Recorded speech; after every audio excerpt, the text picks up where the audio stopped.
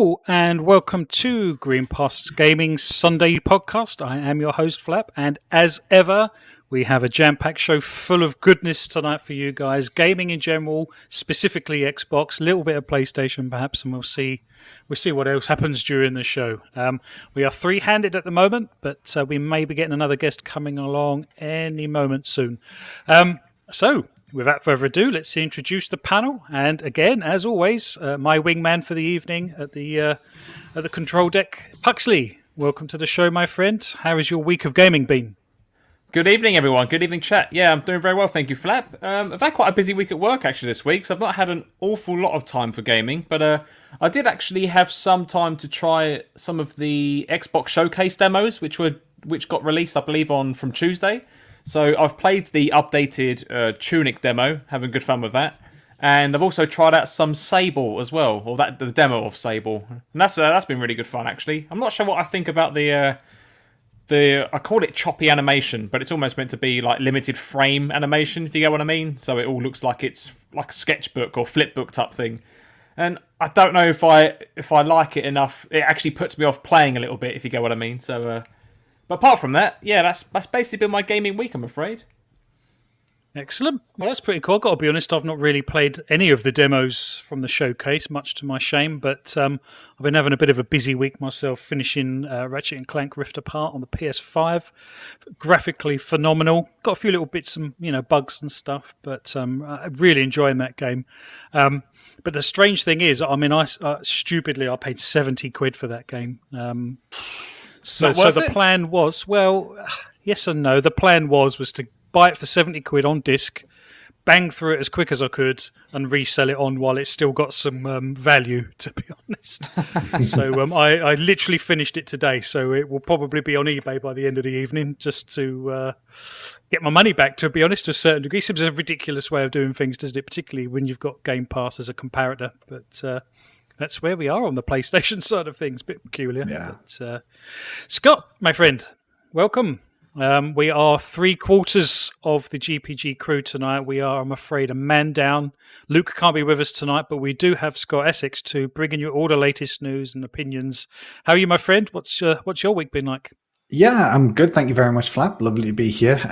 We'll just point out that Mr. Steele has abandoned us this evening. He thought he could go and take himself a holiday. I don't know who let him have that, but it's obviously good to be with you guys. I'm same as Puck's busy week this week at work. From a gaming perspective, though, I've been playing a little bit of Nier and a little bit of Yakuza Like a Dragon. I think you mentioned actually you might have made a start on Yakuza this week, didn't you, Flap?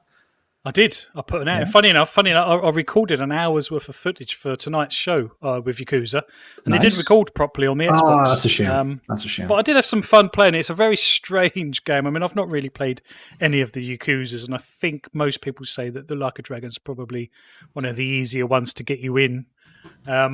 Yeah, it's a very peculiar game. Like I say, I did actually have quite a good time in the... I can't remember what they called it now. It's basically the Sega arcade, and I was playing Virtua Fighter 2 for quite a bit in Yakuza, which was a kind of a strange thing. It is. I haven't really delved into that side of it too much, Flat, because I know it's like a 40 to 60 hour game, and I'm like, I can't get stuck in these arcades for too long, otherwise it's going to take us months to complete it. So I've kind of just been mainlining it so far, with the exception of a couple of like side missions.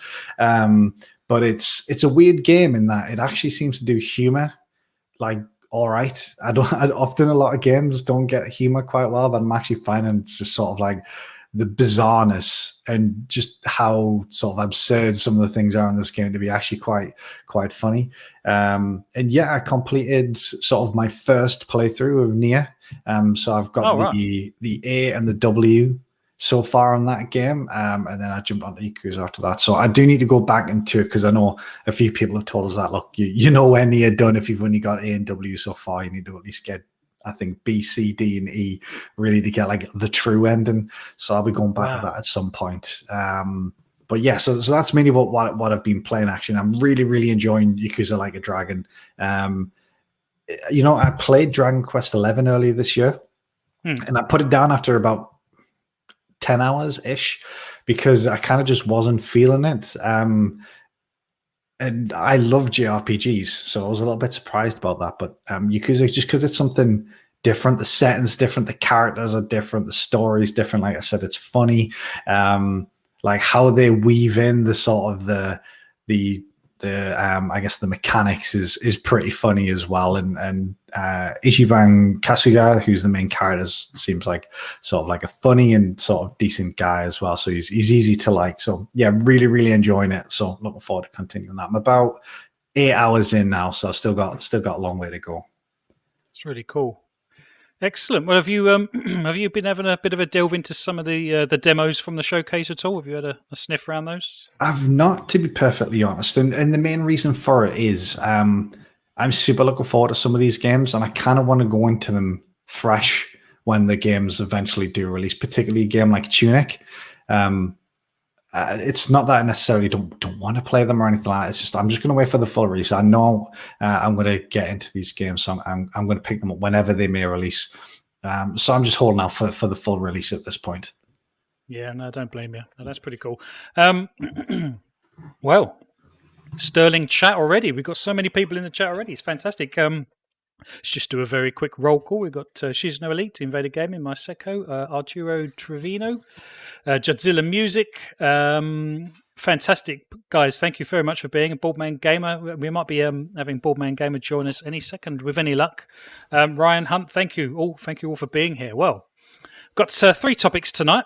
We've got Xbox's amazing gaming timeline.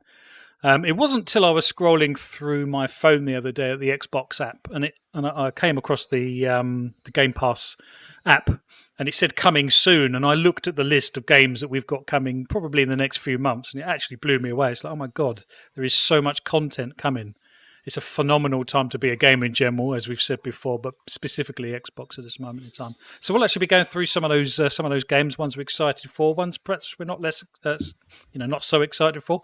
We're also going to be looking at Xbox's cross generation as well, and how they are potentially going to bring cloud gaming to the Xbox One. It's something we've mentioned quite a few times on the show, and I don't think it's going to come as much of a surprise to many people that is a way forward for Xbox. But it does open up quite a few interesting situations that we might be able to see between the cross-gen. So we'll have a look in that.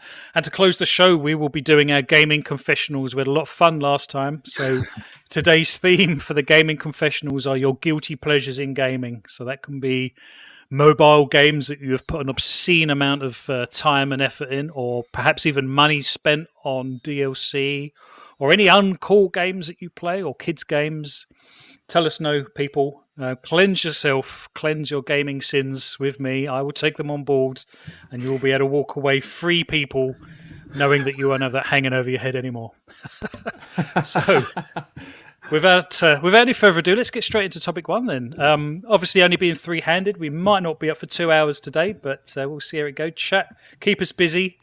And let's see what we can make of the show. So, topic 1. Obviously, the Xbox Bethesda showcase was a week ago. It seems like a long time ago. I don't know about you guys. It seems like forever ago. But I think in most people's opinion, it was kind of the best thing at E3.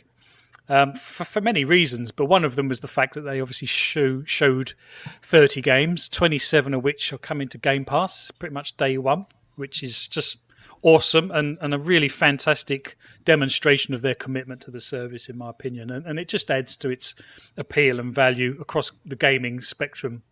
And like I said, looking at the coming soon section on Game Pass, over the next few months, we've got some phenomenal titles coming, and I think it's probably the healthiest lineup that Xbox has had for a very long time. And in fact, let me just quickly flash on the screen exactly what I'm talking about. Unfortunately, it doesn't have dates on here. We can probably go and find the dates, but these are over the next few months. But Dark Alliance, Chris Tales, Microsoft Flight Sim, The Ascent, Lemnis Gate, Hades, Psychonauts 2, Origami 2. And that is a ridiculous amount of content coming right there over the next few months. So, Pux, let's come to you first, my friend. What was your takeaways from the Xbox E3? Was there anything specific that really stood out for you? I mean, I know we did an E3 reaction show last week, but now we've had today's Sea of Thieves showcase. and also obviously on the Thursday last week we had the show catch up midweek showcase with Xbox, catching up a little bit further on the games. Anything else that really stood out for you? Yeah, I am really looking forward to playing Psychonauts 2. So it was actually really great to see a final release date, which is August 25th. And in terms of things I'm looking forward to in general, for me, I think August is definitely the month I'm looking forward to, at least that's coming up, closer than others. Because I've yet to jump into Hades. I've heard really good things about it. I've not played it, but it is coming to Game Pass August 13th. So I'm really looking forward to diving into that. And then a week later, and I think Scott's with me here as well, is 12 Minutes. We finally had a release date for that, which is August 19th. And then, as I said before, Psychonauts 2, not even a week really, but effectively a week later, Psychonauts 2 on August 25th. So August is a very busy month for me. Yeah, I think July is the same, Pucks. There's like a really good chunk of games coming out across July and August. I added all of basically every single game that you had on that screenshot there, Flap. I basically added to my console just over the weekend. And I couldn't believe how many games. My backlog just increased by about 10 games instantly. It's pretty astounding, to be honest. No, absolutely. Well, is there anything that happened in the? Can I interrupt for a second? Sorry. Yeah, go on. I think we've got a guest waiting to join. Oh, we do. Excellent. Let's get him on board. Here we go. Boardman Gamer, welcome. BMG. Hello. Can you hear us? I can hear you. Can you hear me? Yes. Good evening, BMG. Awesome. How you doing, my friend? Awesome. Yeah, not too bad. Happy Father's Day to everyone out there, and hope you've all had a good day. It was a bit of a quick random shock with the invite, but thank you very much. Yes. Apologies for that. Yeah, it was one of those last-minute things. It's like, let's get BMG on the show. And here you are. No, brilliant. Thank you for having me again. It's much appreciated. And good evening, everybody in the chat. No problem. But let's fire a question at you, shall we? What was your big takeaway from the E3, particularly on an Xbox side of things? Anything in particular stand out to you? Are we include for the Xbox? To be honest, it'll be 12 minutes for me. I've been looking forward to that indie game for quite a while. I remember when he first announced it, because I think if I still remember rightly, it's just one guy that's building it before he had all the major talent in it. And the premise of it you got 12 minutes and to figure out what's going on, and then resets another 12 minutes and resets. It just really, really appeals to me. And now they've got this amazing VO cast on it as well. Just makes me want to play it even more. So, and it's coming to Game Pass day one, which is even more awesomeness. Yeah, that's crazy. I think that's pleased a lot of people. I think some people might have been hoping for it. I wouldn't say expecting, but hoping for it. But to know it's coming and actually happening, that's fantastic. Yeah, if it hadn't come to Game Pass, it definitely would have been a day one buy for me regardless. It's right up my alley. It's got me wondering exactly what's happening. Revealed a bit, not too much, but I'm all for it. Yeah, absolutely. Well, I quickly flashed up on the screen. Let's do it again. Some games that are coming in the next couple of months. I don't know if you can see the screen. Let's go to you first, Pucks, on this. Which of those games are you most hyped for? Oh, well, I think it's the one I already said, actually. Psychonauts 2 I'm really looking forward to. But the Ascent as well. Really looking forward to having that. That's July 29th. Really looking forward to playing that. And again, that's up to 4-player local online co-op as well, right? So that'd be good fun to play with a group of people. Yeah. And we might have to do a few live streams of that, eh? That'd be good fun. If people are interested in watching us, I'll definitely be up for doing that. And I think thirdly, I'd like to think most of us are on board with this, but I'd love to see how Flight Simulator performs on console. Yeah, that's going to be. We said it last week, didn't we? That's going to be a very interesting Digital Foundry video. That one, I think. Definitely. That's July 27th for those wondering. It seems like, when you say July 27th, that seems like forever off. It's just about, just over 4 weeks. It's about 5 weeks, not even that. It's crazy, isn't it? To think that we're that close to a lot of these big games. It's just like when we thought E3 felt miles away, and now it's already a week gone, Well, that's the thing. I mean, although it's a week gone, it seems like ages ago. But exactly, yeah. No, that's pretty cool. My Sicko's just said out of these games on the list, he's looking forward to Flight Sim the most. I think I am to a certain degree. I'm really excited for Flight Sim. I mean, I've got a gaming gaming PC capable of running Flight Sim, and you'd have thought that would have probably been the best place to play it. But I don't know. I'm Did just you play really much of it on intrigued. PC? I had a bit of a go. I mean, I used to be a big Flight Simmer back in the day. My God, I'm talking back in the Pentium days. Flight Sim 2000, I think it was.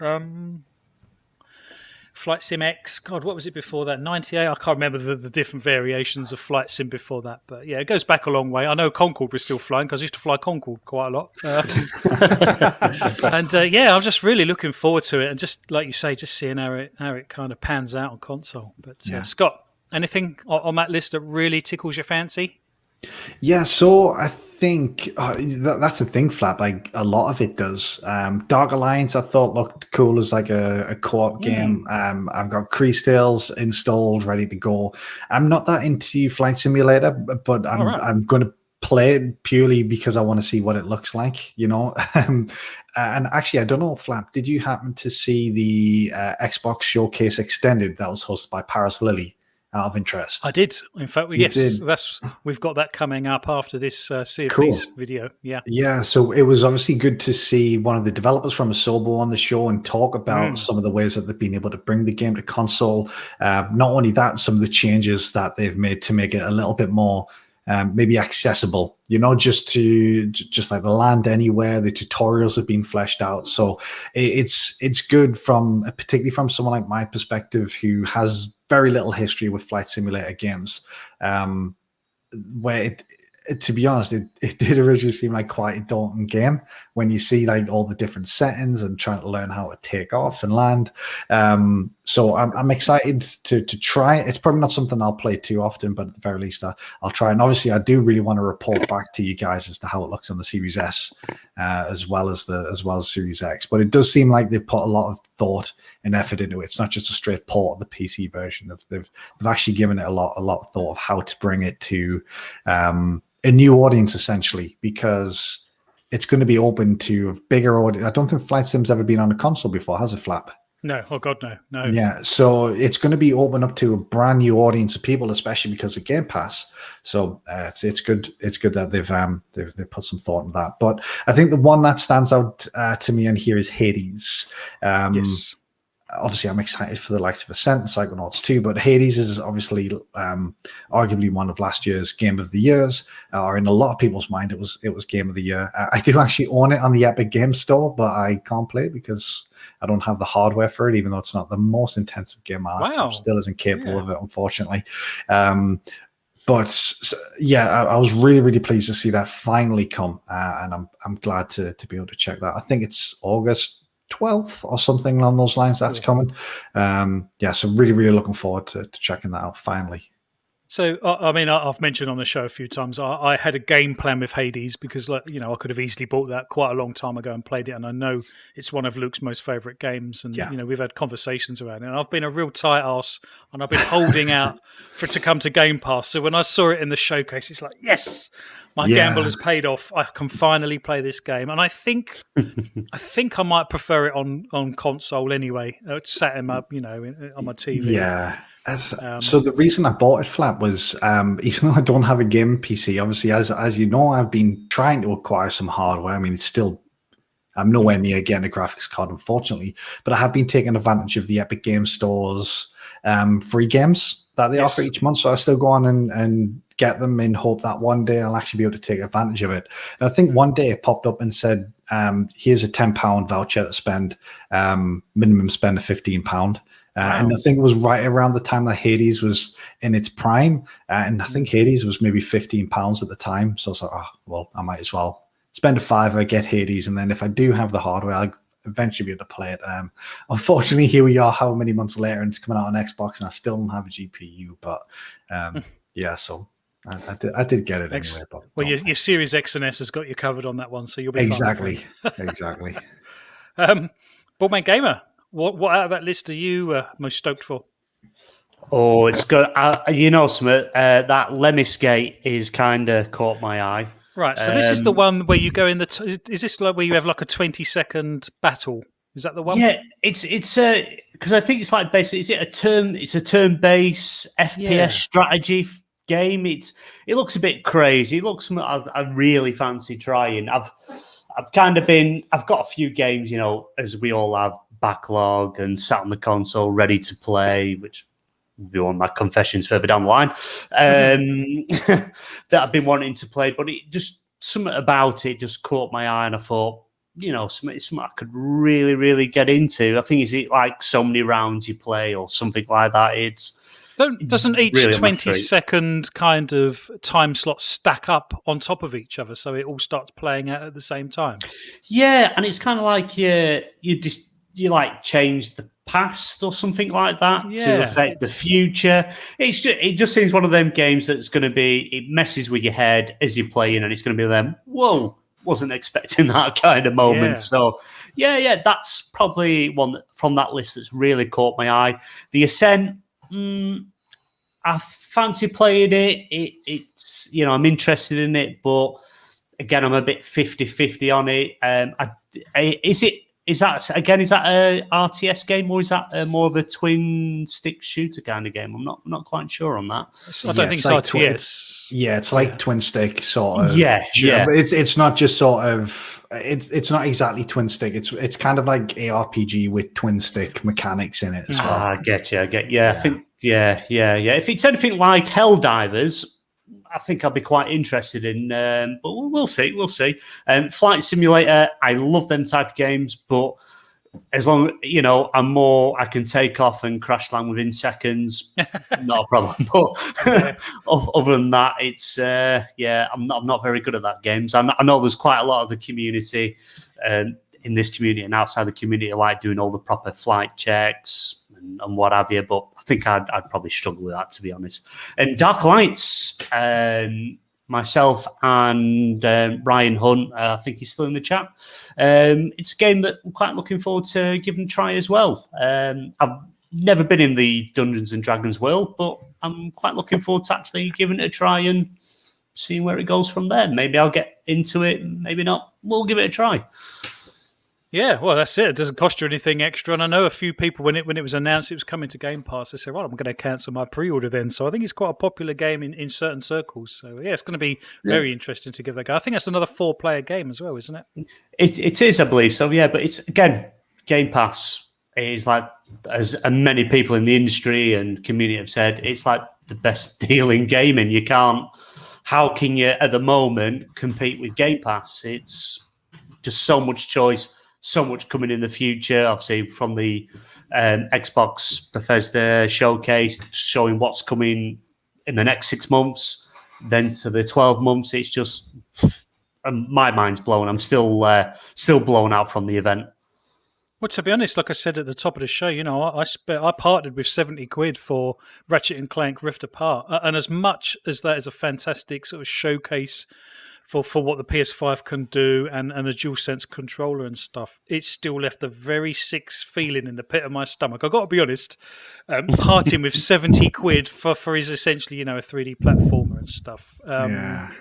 Had it have been, I don't know, Ragnarok or, some huge, Uncharted 5 or Last of Us Part 3 or something, it would have probably been a less bitter pill to swallow. And there's nothing wrong with Ratchet and Clank, but at the end of the day, it's a Ratchet and Clank game that's just cost me 70 quid. Do you know what I mean? Yeah, it's getting harder and harder. As with like in the way things are today with COVID and things like that, and people out of work, cut down on hours and things like that. Money counts, so the small budget a lot of people have, you want to try and get what you can without spending too much. And again, Game Pass, you can get in from like, I think the offer's still on at the moment where you can get 3 months for £1.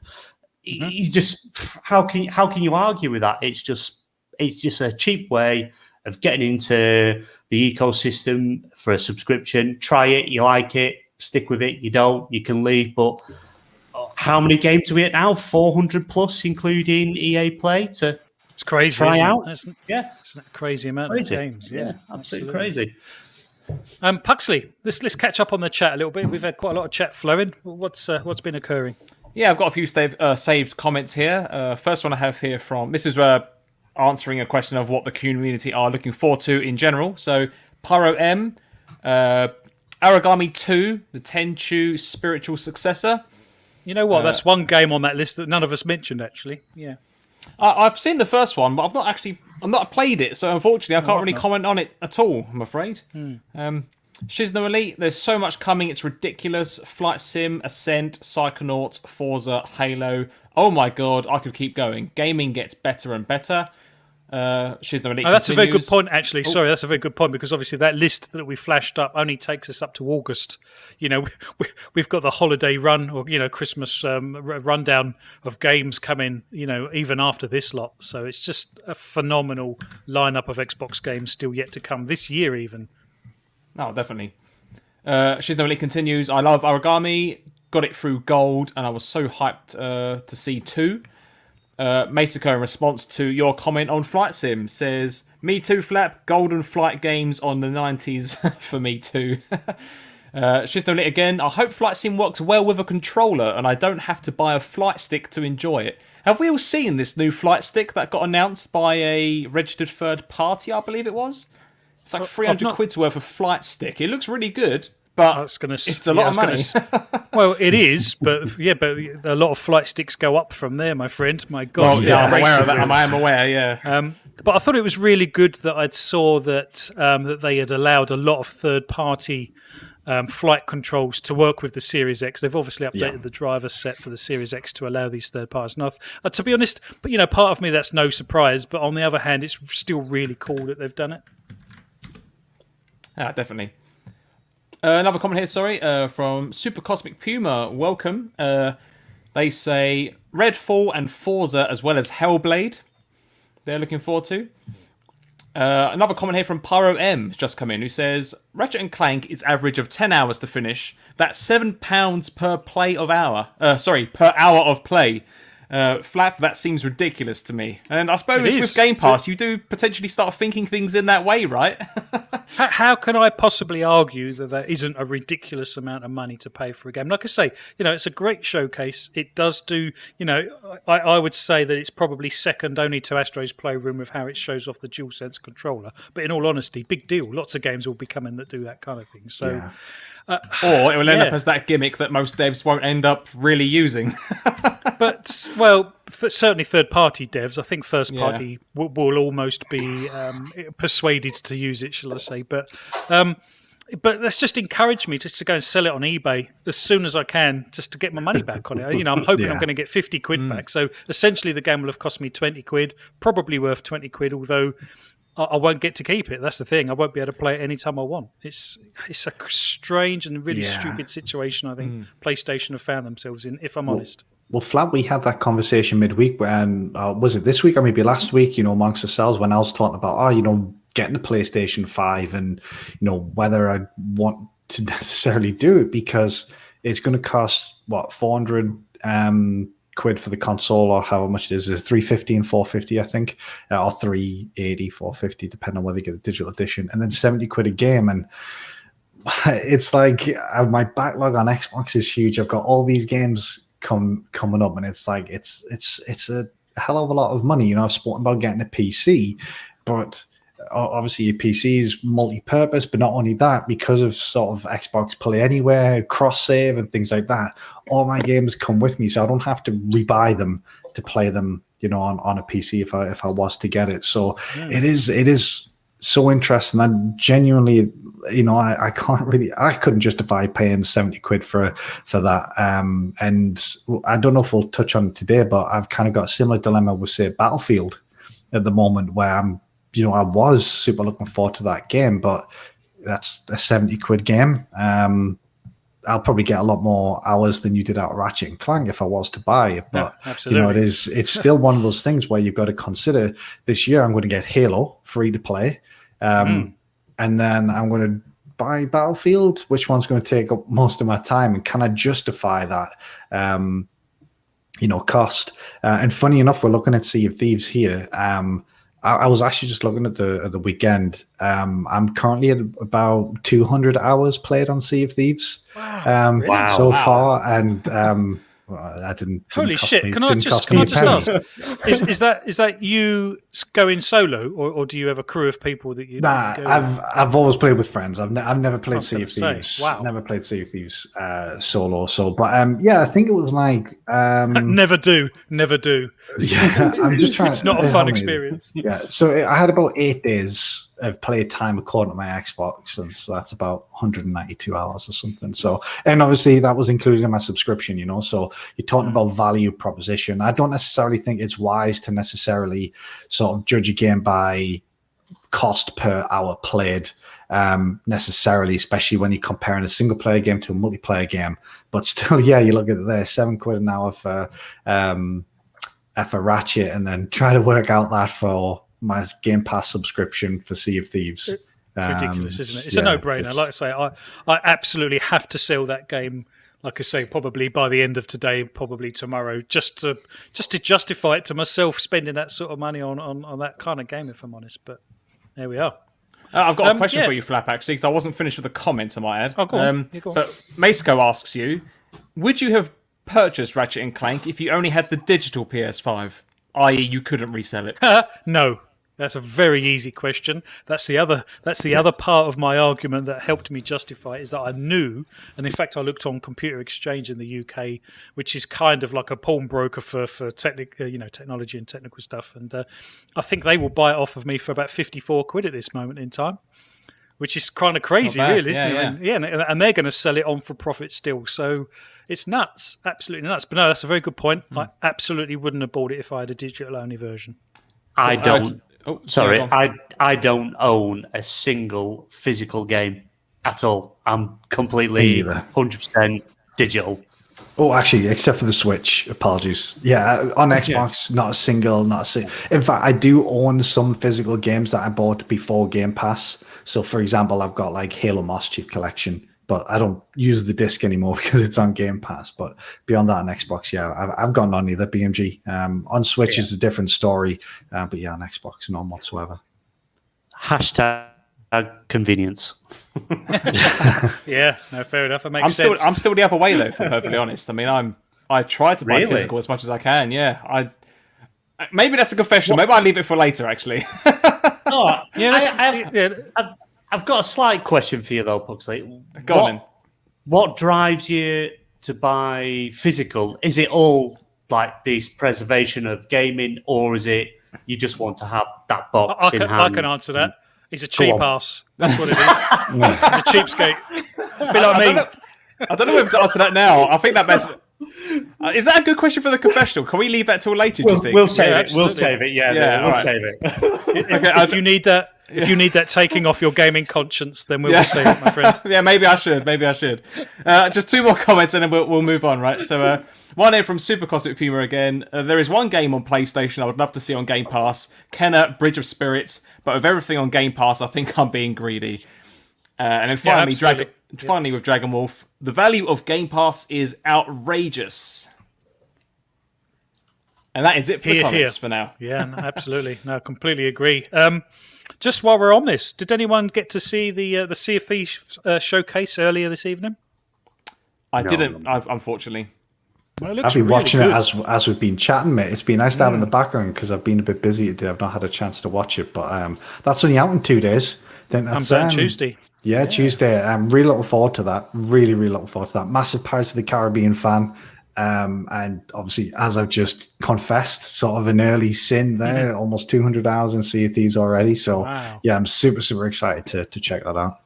So when Scott mentioned he'd put nearly 200 hours into Sea of Thieves, both Pucks, myself and Ballman Gamer, we all kind of took in a gasp of breath. I'm guessing we've not put anywhere near that amount of hours in. Does this add-on actually entice us back into Sea of Thieves? Do you think, Ballman Gamer, is this enough to get you back into Pirate's Life? Believe it or not, I have literally, once I watched the Xbox Bethesda showcase, I have actually installed Sea of Thieves. I briefly played it Good man. with a few friends, and they fell off it. And I thought, well, me being me, there's no way I can try and do everything on a ship and play on my own, which I did try and failed miserably repeatedly. But That happens. I'm a big fan of Pirates of the Caribbean. which all that sort of thing. And I have downloaded it. It's ready to play for the 22nd. And I'm hoping I can team up with a group of people and have some fun with our friend, good old Captain Jack Sparrow. Well, if we're all available, I am more than happy to stream some game footage of that with us four. Because I don't think that Luke is in the UK. I think all next week, so I'm not sure he's going to be able to join in. So it'd be good if us four could perhaps get together and do some live stream. I don't know if the chat would like us to do that, and if you want to watch us play it, but let us know, chat. We're available. Yeah, Pucks, is this? You've put a few more hours into Sea of Thieves, haven't you? You know what? I've got the Xbox app open on my second screen because I'm trying to find it on my profile just to see what my playtime is. I'm still yet to find it, so give me some time and I'll get back to you. But I'm really looking forward to this. I've not played the game for a while because I imagine like Scott, I did pretty much all of the Tall Tales. And all that kind of stuff, and just having fun in the game, and then I've not played any of the Tall Tales Pucks. Those hours are just purely just. I was going to say, wow, it's just sailing around in circles. So I've done one Tall Tale, but we completed that last night. We completed our first Tall Tale last night because we wanted to sort of get a feeling of it. We did try the Tall Tales a while back, but Pucks, I don't know if you remember Captain Briggsy. Who was a massive pain in the arse. And literally after about an hour of trying to kill him with cannonballs, we ran out of stuff and couldn't kill him, and then we give up, and then we didn't try. So that's purely just sailing the seas, getting involved in fights with people, fishing. I mean, what's probably worth mentioning is Sea of Thieves has had sort of a massive increase in content since it was launched in terms of like sort of events that are in the game. You've got different types of enemies. They've added loads. They really deserve credit for how much supported. Yeah, I mean, I will say it was fairly bare bones at launch. I say fairly very bare bones at launch, but I still enjoyed it. I just enjoyed going around and just firing myself out of a cannon and trying to jump on someone else's ship and dropping the rank. It's just fun. It's just fun to do. So so I'm going to start doing the Tall Tales a bit more, Pucks, because I still have, like I say, I completed one, but we'll start with the A Pirate's Life one hopefully on Tuesday. I say because for me, I mean, my friend and I, that was the two of us played it as a crew.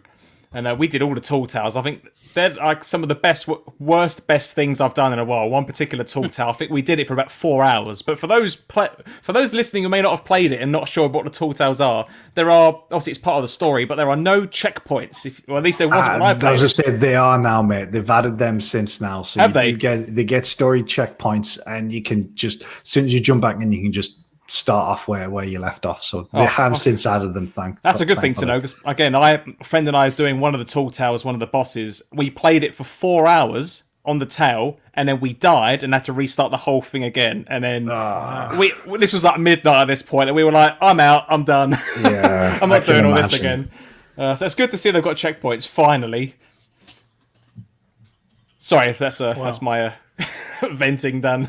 Yeah, no, it had a bit of a soft launch, and I think it's that put me off to a certain degree. So to be honest, BMG, you're probably coming into this game at the most perfect moment, to be honest, because it sounds like a lot of the teething issues have kind of been patched over now. So I have my playtime now, by the way, but didn't oh, go on, what is it? It's nowhere near as much as Scott's, I don't think. I've got 2 days, 3 hours and 43 minutes on record, according to Xbox. Okay. That's still a decent amount of time, Pucks. Yeah, quite a lot of time there, I guess. Yeah. Sorry. Excellent. Yeah, no, that's fine. Just one last one before we round this out, and we'll come to you first, BMG. Was there any sort of surprises with regards how far out some games were, or how soon some games were during the Xbox E3 week, shall we call it, which includes the extended showcase? I mean, I don't think there was any release dates revealed there, was there? So it was pretty much in the main event last Sunday. But was there anything that sort of was surprised you with how far out it was, or how soon something was? I think for me, I don't want to call it a surprise, but I think we briefly touched on this last week, I believe, but I still find it bizarre how Starfield has currently a to the day release date, and then you've got Halo Infinite, which is still just down as holiday. I mean, I know we've spoken this in detail. We kind of roughly understand the reasons why that would be, but I still just find it bizarre that for a game which is deemed nowhere near complete, it's got an actual day of which it's releasing. Yeah, it is interesting that, Pox. I think on the Halo front, I think they're trying to get it out earlier than maybe people are expecting, but I don't think they're confident of hitting that date, and that's why they haven't given it a date just yet. So, So what does holiday mean? Do you think holiday means November and December? Holiday means anything these days, doesn't it? Well, does it though? I mean, holiday doesn't mean October, does it? Surely. Holiday has meant October. I've always considered holiday to be the final 3 months of the year. So October, November, December. I mean, it's not really a term most Brits use because holiday we're basically talking Christmas. So I think holiday is the thing that matches up with Halo is holiday being November and Xbox and Halo's 20th anniversary being November 15th. It kind of matches up for that, but I think they may be trying to they may try to get it out in October or September. And I know of September's definitely not holiday, but I mean, no one's going to complain and say, "Oh, well, we said holiday, but we're going to bring it forward." People would love that. Because the interesting thing is, Flap, and I would love to know your guys' opinion, is actually we got Forza Horizon 5 on screen right now. That's November 9th. Yeah, I noticed that. So if November 15th, if they were aiming for the 20th anniversary, which is November 15th, are they going to release Halo? And not that they're necessarily competing games, but obviously you would think they would want to spread the love a little bit around the months, So that's what's making me think it might be a little bit earlier than we're expecting, say September or October, and then that gives November sort of to Horizon to itself.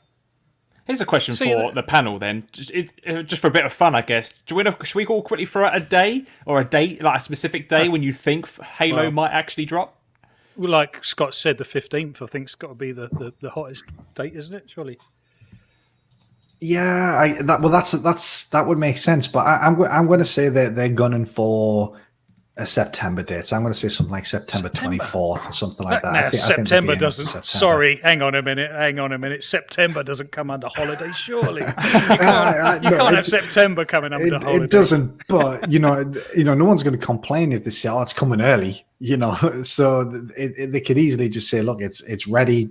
We're going to release it here." Because I just think releasing it within a week of Horizon 5 does seem to be quite, I don't know, it just seems a little bit too close together for two massive first party releases from Xbox, to be within a week, even though they're not competing in any way. I think they might be trying to get it a little earlier.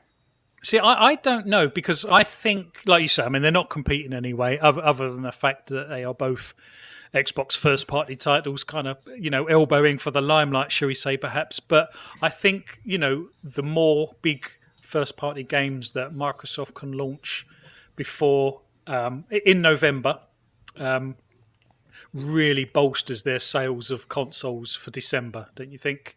Because let's face it, that's the ultimate goal of Game Pass, isn't it? I mean, I know people, Microsoft want Game Pass subscriptions and stuff, but if they can sell hardware on the back of that as well, or vice versa, depending on which way you look at it, then getting some huge titles out in November, doesn't really matter the proximity of them from each other, because that's the beauty of Game Pass, isn't it? Other than as compared to physical sales, because you don't have all of the shops and the stock and all of that kind of stuff to worry about. Because I would assume that the vast majority of these games that will be played via Game Pass. And actually, to be fair, Flap, Pyromat in the chat just made a really good point. He says Monday the 15th of November, unless COD is releasing that week. So maybe with it being this big free-to-play launch, maybe they kind of want to wait to see what's coming out when, so they can ensure all eyes are on Halo when it comes out, and it's not competing with COD at the time. So that's actually a really good point. That may be why that is a really good point. But does COD coming out that week actually make any difference to Xbox? Do you think? Does that I actually think so, change their decision? Why? If they're not selling physical copies, and the vast majority of these games will be played via Game Pass, why does that matter? Because Halo won't be primarily played via Game Pass because it's free to play. So Well, the multiplayer multiplayer side of things, which is going to be by far and away the most popular portion of Halo. So competing against new Call of Duty and maybe updates to Warzone, obviously the other free to play juggernaut around at the moment. I think it kind of makes sense where they would want to ensure that the limelight is on them. Now, it does sound weird to say that, maybe they would move Halo out the way for Call of Duty, but obviously Call of Duty is massive. It's probably as big now as it's ever been. And it would probably be wise when they want to get as much attention on Halo as possible to try and avoid that. And kind of touching on what I said earlier on, maybe get ahead of it as well. Try to get on before Call of Duty. So possibly anyway. Obviously, just fun speculation here. Yeah, no, absolutely. Baldman Gamer, while we've got you, I know you're having a few pieces, my friend. I think it's sort of slowly dawning on us that actually, like I say, this is caveated with the fact that I think the vast majority of these games will be played and owned via Game Pass. So, this must change the physical disc, sort of the landscape for Xbox on how they release games. Because, like I say, all of a sudden, perhaps releasing two huge hitters in relative close proximity of each other isn't perhaps quite the issue it would have been had they been relying solely on sort of physical sales, or predominantly on physical sales. That's not really a thing anymore. So, with Xbox and their huge list of games coming out, we've said all along, how are they going to pace themselves? Well, perhaps they don't have to. As long as it's going to sell Game Pass and it makes it more appealing, perhaps they'll just they'll put out these bangers one after the other. Perhaps is that something you think might happen, or do you think they might actually be a little bit more sort of careful in their planning and pacing? Well, like I say, we've got Xbox have got 23 studios now, with the rumor that there are more acquisitions that have actually gone on or going on. The amount of studios they've got, the games they've got coming out over the next few years. I think Xbox now it's less about physical, as well as console games. I think it's more of just being in that subscription ecosystem. I've always thought Phil Spencer's taken over, brought in all these different ideas, implemented all these new tactics, and things have gone on, Game Pass being the main one. And I honestly think that is what's mainly triggered Microsoft as a company to say, we should be in the gaming space more on the let's get everyone in a subscription service. We can put all the software in a subscription service. You can buy these games, but why buy them when you can pay, I think it's like $10.99, $11.99 a month to be in this service and just play the games there. And I think it's all about getting everyone in this service than actually physically buying a game or buying a console. Because, we know that later on this year, we can assume, and we pretty much know that it's going to come to TVs. So all you're going to need is a controller. It's going to come to a dongle. Why buy a physical game? Why buy a physical console when you can play everything from the cloud? Which, as we all know, they're upgrading the blades to the Series X.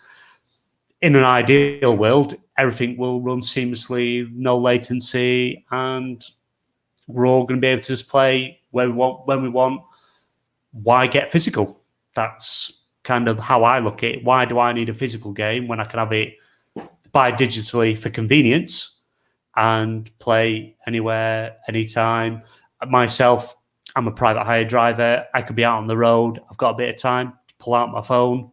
Let's play a bit of Minecraft Dungeons, things like that. What? So, that's an interesting point you raised, and that's going to come up in the confessionals a little bit later. I'm pleased you've made that point. Right, no problem. Pucks, anything happening in the comments, my friend, before we finish topic one? Yeah, I've got a few things saved here. Pyro M, COD being an annual release, it has an audience that is always spending the maximum amount of time at its launch, and that could take away potential audiences.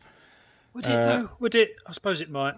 Yeah, I suppose it might. But I would suggest that Halo is going to obviously outlive this year's Call of Duty. Halo's more of a slow burner, isn't it? I guess, but it's interesting that. Yeah, Super Cosmic Puma says, Is a battle royale for Halo something that might be reality or not suitable to the franchise? I know, Scott, you answered this in chat, did you? Yeah, so I've touched on it. It's interesting. I'm super torn on Battle Royale and Halo. I think ultimately, just to set out, it's not going to be there at launch at the very least. I think they've come out and they've clarified that, and it seems like they're going to be focusing on the core classic Halo arena style multiplayer, which will be 4v4 team arena, and they've actually upped big team battle to 24 players, so 12v12, while historically it's been 8v8. But the thing is, the Halo universe, if you just think about the mechanics in Halo, it does actually lend itself perfectly to Battle Royale, in my opinion, more so than any other franchise. Especially when you consider sort of the ODSTs and the way that they come in, how that could be sort of the I guess the start of the game. Obviously, you've got different power-ups, you've got loads of different weapons, you've got different variations of those weapons. Vehicles, I do think as a franchise, Halo really does suit itself quite well to Battle Royale, but at the same time, I don't want Battle Royale in Halo. I want them to focus on the core Halo experience, because that's what Halo is to me. It's that team arena, it's big team battle, and that's really what I want them to focus on. I don't want them to be distracted. Maybe a few years' time, if Battle Royale's still hot, right? Saying 2 or 3 years' time from now, then go for it. But for now, I want them to focus on the core Halo gameplay. And if they're going to do something different, do something new. Someone else put it in the chat. Apologies, I can't remember who said it, but yeah, I'd rather they were doing something brand new. They were setting a new trend, as somebody in the chat put it, rather than following sort of an existing trend.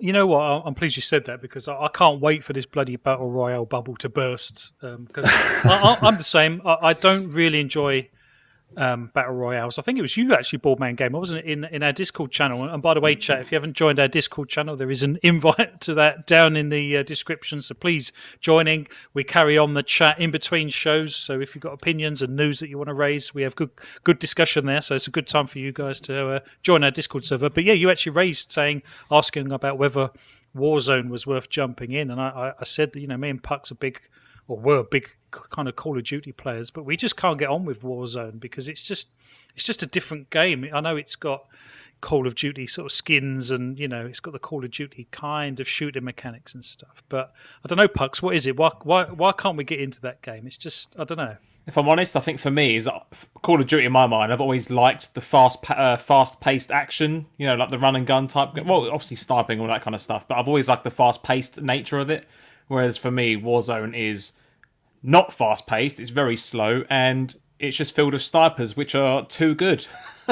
Or I'm just too bad. You know what? That's a very good point, actually. I think you've probably hit a nail on the head, because I've always said when I'm showing people Call of Duty and stuff, and how to move around the maps and stuff, every year you pick up the new Call of Duty and you start off a bit shit, and the thing that makes you better isn't your gun skills and stuff like that. It's learning the map, and because most Call of Duty maps are quite small and confined, you can actually start using the map to your advantage to a certain degree. So if you're at the very edge of the map, no one's coming from the left, for instance, that kind of thing. Whereas obviously in a Warzone map, you just don't have that. You can literally get shot from 360 degrees and have, no idea where it's come from. Like you say, someone's sniping from a mountain 2 miles away. I just don't enjoy that aspect, I suppose. Did you actually dive in the end, Ballman Gamer? Not to Warzone as of yet, but one of my other friends said, I've jumped back into Battlefield 4. So I jumped back into Battlefield 4. I've been playing that for the last couple of nights. And I do find the problem is with Battle Royales, you do have your select people community that is all they play. That is what they're fully in on. And jumping into it when you haven't really been in that environment is just hard. I was playing Battlefield 4 last night, and I think we came to the end of the round. I got 2 kills and 28 deaths, I think. Sounds about right. And it was only because the people were distracted that I managed to kill them. But it's like I do find it hard. That's what I'll say. Hence why in the Discord, which everyone should be involved in because it is so awesome and the community is awesome. Thank you. Trying to jump into a battle royale where you're not just going to get annihilated straight away, because it's not fun. I play games for fun. It's a really good hobby. It's helped me tremendously as gaming. It's probably one of the biggest things in my life, apart from wife, kids, obviously. But I do find it's hard to jump into something that people have been playing for a long time, and it's like you're trying to play catch up and learn the mechanics and getting annihilated at the same time, and it's not fun. I think I was talking to Scott the other day about from the showcase, seeing that multiplayer Halo footage. It was like it's really given me the go to want to jump into Halo 5 multiplayer, but as he says, I probably wouldn't recommend it now because of everyone's been playing it for so long. You're just going to get killed at every point, and is that enjoyable? Is it not? It's Halo's a tricky one because I think Battlefield is slightly different. Halo, if you go and play Halo, typically you'd be playing 4v4 BMG. So if you're playing 4v4 against, if you remember the Halo tournament, if you remember the final, that can be Halo. Flat pucks, if you remember how that felt, it didn't feel good when we got stomped in that final game. And I think 4v4 makes that. You bastard! I'm still trying to forget. It makes kind of the skill gap more apparent, and if you're getting stomped, it isn't enjoyable. Something like Battlefield, where it's 16v16, 32v32.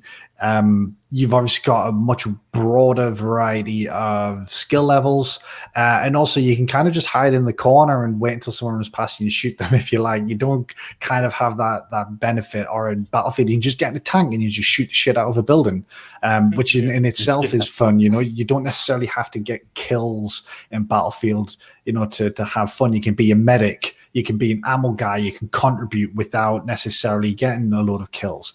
Halo's kind of not like that. You've kind of got to be contributing from like a killing perspective almost, really, to have fun. The good news about Infinite is it's going to have things like bots in it, particularly for newcomers, which is going to be great. And obviously with it having a free-to-play multiplayer base as well, it's going to have hopefully a much bigger player base as well, which is going to mean skill-based matchmaking should hopefully help with new players coming into the game for the first time, not get stomped by maybe more experienced players that are going to be coming in. Wow. I'm looking forward to that particular bubble bursting, like I say, with Battle Royales. But okay, well, thank you very much. That's the first hour of the show gone to the minute, and that's topic 1 done. I'm conscious we've got 2 more to go yet, so let's crack on, shall we? But before I do, thank you, chat. Thank you, everyone, for being here. We've got fantastic names in there. We've got Indie Gamers just joined us, Super Cosmic Puma, Jimmy Begley, XYZ786, She's No Elite. Thank you all for being here. Let's get on with topic 2, shall we? And this is around Xbox's kind of cross-gen strategy. And I know it's a topic that we've done on this show before and has been covered on many other podcasts, so perhaps we won't spend too much time on it. But it was announced this week, I believe, on the Xbox Wire page that Xbox One owners will officially be able to play next-gen series games via Xbox Cloud Gaming. Xbox have mentioned that they're in the final stages of actually populating the Azure servers with Xbox Series X type blades. So that will obviously allow next-gen games to be streamed to the Xbox One, giving it a whole kind of new lease of life to a certain degree. And obviously with the fact that, as we mentioned earlier, that there is a potential dongle coming out for the back of your TV, like a little USB stick or an HDMI stick, a little bit like a Fire Stick. I guess the original Xbox One, One S, kind of turn into that kind of sort of dummy kind of set-top box that just allows you to stream these games. And it's great for a spare bedroom up in the spare TV up in the bedroom or whatever, those kind of things. And obviously, compared to the PlayStation side of things, they've had to backtrack quite a lot with their, we believe in generations and stuff like that. I think if anyone actually believes in generations, it's Nintendo, not PlayStation. If I'm honest, has been Oh no! proven, but, Nintendo. Well, actually, no. Apologies. Yeah, I misinterpreted that, Flap. I thought you said they didn't. I was going to say Oh yeah, Christ. no, they do. They're the only ones that do. Yeah, Nintendo and their bloody generations. As far as I'm aware, other than the 3DS iterations or Game Boy iterations, I don't think there is any backwards compatibility ever, is there? As far as I'm aware on Nintendo stuff. Well, I guess with the Game Boy and Game Boy Advance, and then the original DS came with the GBA slot. So I think it's better on the handheld side of things, more so than the home console, which is obviously just non-existent. But Nintendo are very clear cut in their generations, and rightly so. That's never been brought up really. But just going to really ask the panel. Do you think this? And I'll come to you first, Scott, if that's all right. Do you think this announcement that obviously they will be able to stream next gen games on the previous gen? Do you think that actually frees up devs to create next gen only titles? Because I think someone mentioned in the chat earlier, is Starfield going to be a next gen only title? Well, surely this makes their lives a lot easier if you are still able to play Starfield on the previous gen via game streaming. Do you think this actually frees them up just to give us a next gen only version of that game? Yeah, it's interesting, isn't it, Flat? Because if you look at the cross generation talk that's been going on, particularly between Sony and Microsoft, obviously at the beginning, before the generation actually started, Microsoft's like, look, we're going to support the original Xbox for at least a couple of years. All of our games are going to come out on both platforms for a bit, obviously to help with that transition. Sony came out like, we believe in generations, and everything's going to be sort of on PlayStation 5. And it's funny how it sort of panned out, because Flight Simulator is going to be exclusive to Series X and S for obvious reasons, but that's obviously next month, which is going to be less than a year after the Series X came out. We know Redfall, Starfield, games like that are coming out next year. So in less than 2 years since since the Series X came out, these games are going to be exclusive to Series X and S. And if you remember the July showcase last year, when they announced things like Fable, Avowed, and games like that, they all were just announced for Series X and S as well then. So it's interesting how it's panned out. Now, it's obviously with Microsoft's software lineup, most of their first party stuff is going to be 2022 and beyond. So it was probably much easier for them to say that at the beginning, because they knew their first 2 years of the Series X wasn't going to include an awful lot of first party output. But this certainly is a way just to sort of add, I guess, keep Xbox One owners, particularly in this shortage period at the moment, to keep them happy and to allow them to continue playing the games. That will only release on next gen consoles. I don't think it necessarily changes the developers' point of view, because these developers would have been targeting the platform for the past couple of years, where maybe these plans weren't finalized. So I think it probably has been genuinely the first couple of years they wanted cross-platform, and then late 2022 and beyond, it was going to be Series X and S only. So I don't think it will have changed it too much. I think the real benefit here is just Xbox One owners who aren't ready to upgrade just yet, or maybe can't afford to, or aren't in a position to do so because stock doesn't exist. The Xbox One doesn't become a doorstop at that point, or a paperweight. It does continue to have value, and it is something you can use. And even if you do upgrade, it's then something you can put in a different room. You can put in the bedroom, upstairs. You can continue to use it even after you upgrade, because it's going to have cloud gaming on it. So I think it's a really, really good move by Microsoft. One that I've kind of expected for some time, but it was good to finally get the announcement from them. So I'm going to be really interested to see. Actually, Fab, I'll fire a question back at you if you don't mind. Because we kind of discussed this on the Nintendo showcase on Thursday when we caught about that, because Nintendo showed off Guardians of the Galaxy, which was just announced at the Square Enix press conference, and that's going to be available on Nintendo Switch, but only via streaming.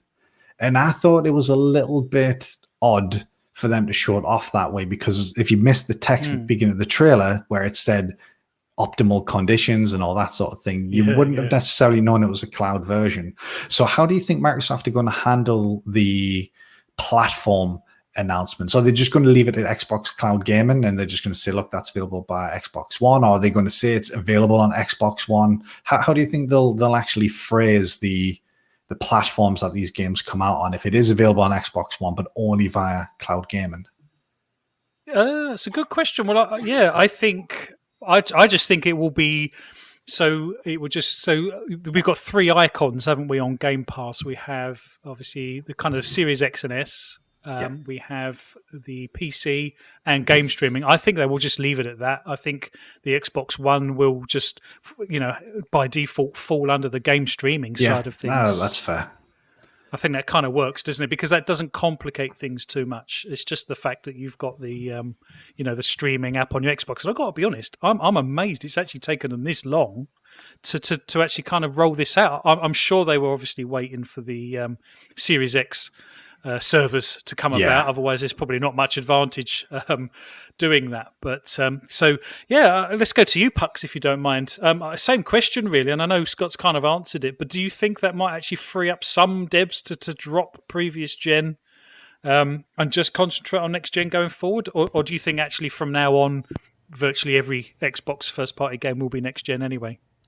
No, I think this will definitely free up devs. I mean, it kind of makes sense, right? I mean, there's only so much you can continue to develop for older hardware whilst also trying to maintain for what is now current hardware. And I think the showcases we're seeing now, things like Horizon 5, like that showcase was absolutely fantastic when we saw it, and it definitely got the spotlight of the show for a lot of people. And just graphically, what the game's able to achieve because of the hardware of the series systems. Now, we had debates in private, didn't we? The four of us on the GPG crew about what we reckon. Well, how would the devs downscale the game to run well enough natively on previous hardware? Whereas, obviously, if you stream, yes, it's down to the consumer.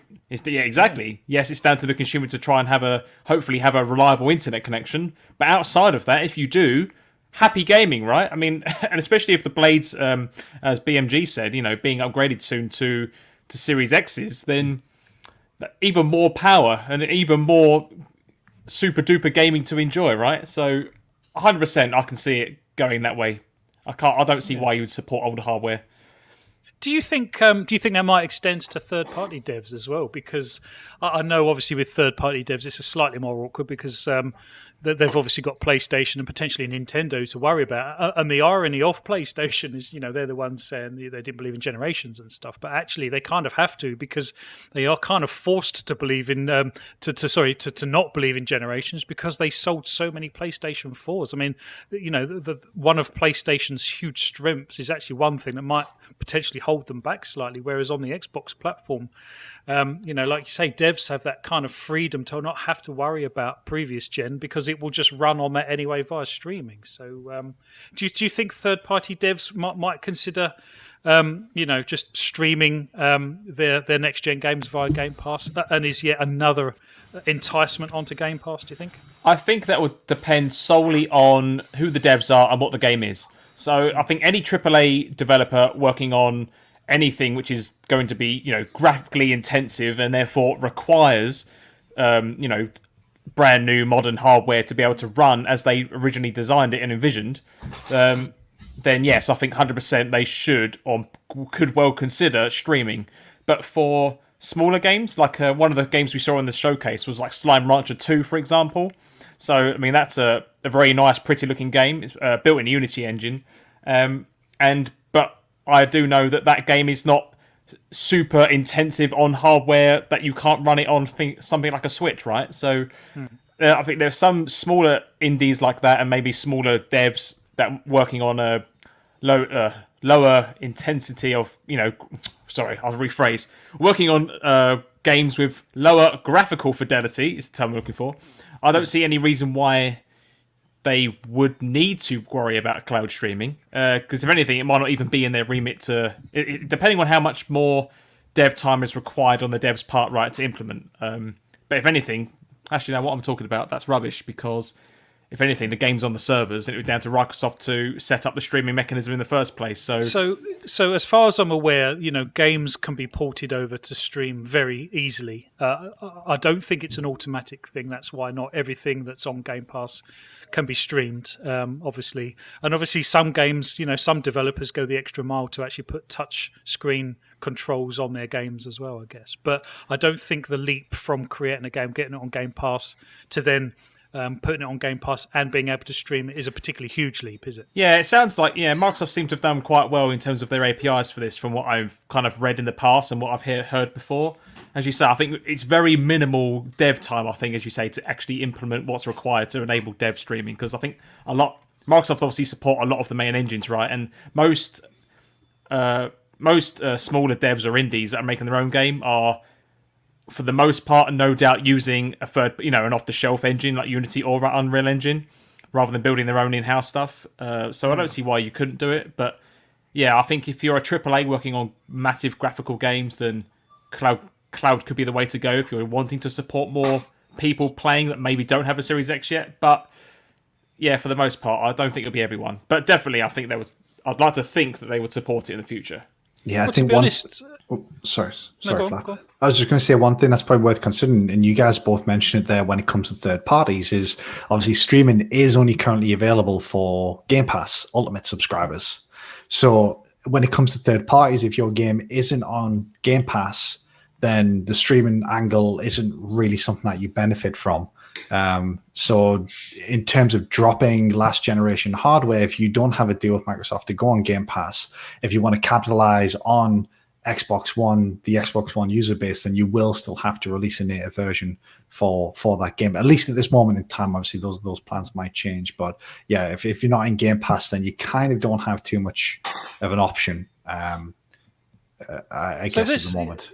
This is the second time, and I know, I do apologise. I kind of do and don't apologise because, most Xbox podcasts kind of focus on Game Pass, and for a very good reason, and it comes up very frequently, and it's a great thing in gaming and all of those sort of things. But actually, Game Pass tonight has come up twice, but for very different reasons. Because obviously, in topic one, we were saying that actually because the vast majority of Xbox gamers are probably going to be playing the huge heavy hitter Xbox first party titles via Game Pass, does that actually then free up the whole retail side of things with physical discs?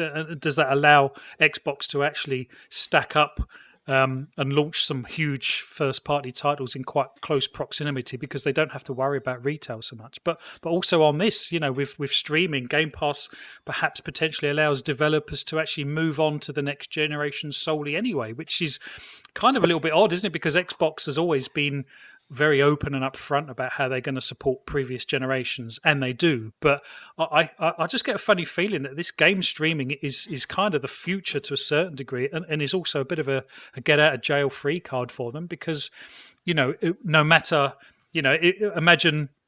imagine they could actually set up the Game Pass streaming service on the original OG Xbox. You could potentially play Series X games on the OG Xbox at that point, which is just crazy to think about, isn't it? What a fantastic service it is as well, and it's got so many variables to it. Baldman Gamer, let's come to you if you don't mind. There's talk, like I say, Microsoft have confirmed that they are in the final stages of populating the Azure data centers with the Xbox Series X in their Blade servers and stuff. And there is discussion around how having Xbox Series X consoles, essentially in inverted commas, will actually help lower latency. Do you think that's actually going to make any sort of noticeable difference to the end user, or do you think actually it's the consumer grade broadband that we have that's probably the biggest problem with latency? Can you actually see the Series X's in the Blades actually making a big difference? Yeah, I can see it making a difference. Yeah, they're upgrading the system their end. The biggest problem is, as we would say, is our end. All over the world, everyone has different internet speeds, capabilities and things. It just seems to be, depending where you are in the world, depends how good you're going to have it. If you're in the likes of America, where things are super fast because they have like that Google fiber that's just so crazily fast, it's unbelievable. Whereas here, depending where you are in this country, I'm in the Northwest, internet, roughly, you're about between 100 and 130 megabytes per second on the fiber end, whereas down south, I think you're a lot faster. It does vary, but it's the future. It is the future. We're still in the very early stages of it. You've got to look at it as Xbox seem to be doing everything first. It's what follows on after that. We're going to be in a future where most things are cloud service, super fast, no latency. But it's just them steps to get there. And Xbox, I believe, are just taking them steps first. They are trying everything, testing it. We are still all in the beta stage. There's a lot of us in using xCloud or Xbox Gaming Cloud, I think they call it now. We're all trying it. We're all helping improving it. The more and more we use it, they keep changing it, improving it. And it's the future. It is the future. And the whole cross-gen thing, who would have thought we were told, we remember Phil Spencer telling us, we'll be supporting the Xbox One generation for the next 12 to 24 months. And this is a new option that now pushes that beyond 24 months. They could keep supporting Xbox One, part Xbox 360, going into the next 5-10 years. You never know. If you can do everything by the cloud, when the cloud is running to the maximum capabilities and we can all take advantage of that, it's great to have a new console. They've said consoles are always going to be a part of the future, but if, budget pending and stuff like that, you can only have an Xbox One. You can't afford to upgrade. But knowing you're going to be able to play Starfield in a year's time by cloud with low latency, it's just mind-boggling. How it's hard to put into words of how actually amazing that is, and the future's just it's still now. I'm still with words. I'm still struggling how the future's moving on. I'm a gamer back from the Atari age and coming up, and you had to buy the new console to get the new latest games, and if you didn't have the new console, you were left behind with all the older games, and everything just kept moving. And now we're in a stage where it doesn't matter what console you've got. You can, whether it's last gen, previous gen, you still can play the latest games, and it's mind-boggling. It's absolutely mind-boggling, and there isn't a better time to be a gamer. There really isn't. No, there absolutely isn't. That's certainly a fact. Just a question, and I'll throw this out to the whole panel and to the chat, and I think I know what everyone's answer is going to be, but I'll ask it anyway, just for a bit of a laugh. Do you think this will be the last, and this is to you, BMG, first, we'll go in order on the panel. Do you think this will be the last generation where we have physical hardware under our TV sets, or do you think there's still a couple of generations left before it fully moves over to streaming? I think we've got some generations left. Yeah, easily. Yeah. There's no way on this earth that we're not. Look how the Xbox Series X, the Xbox S, look how they're selling. I know in the Northwest we've literally just got in the last few days the stock coming in the various game stores and for the Xbox Series X, and they've literally been selling out instantly. They're posting it 10 minutes later, they've gone.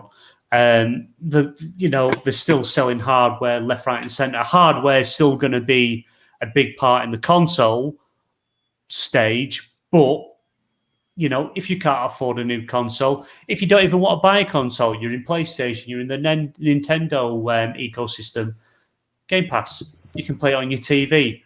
All you need is a controller. Cost of a controller, you can even play the Xbox. I think, this is a wonder. You might be able to use the Xbox One controller on a TV, maybe, if it's using Bluetooth. Who knows? Potentially, Potentially.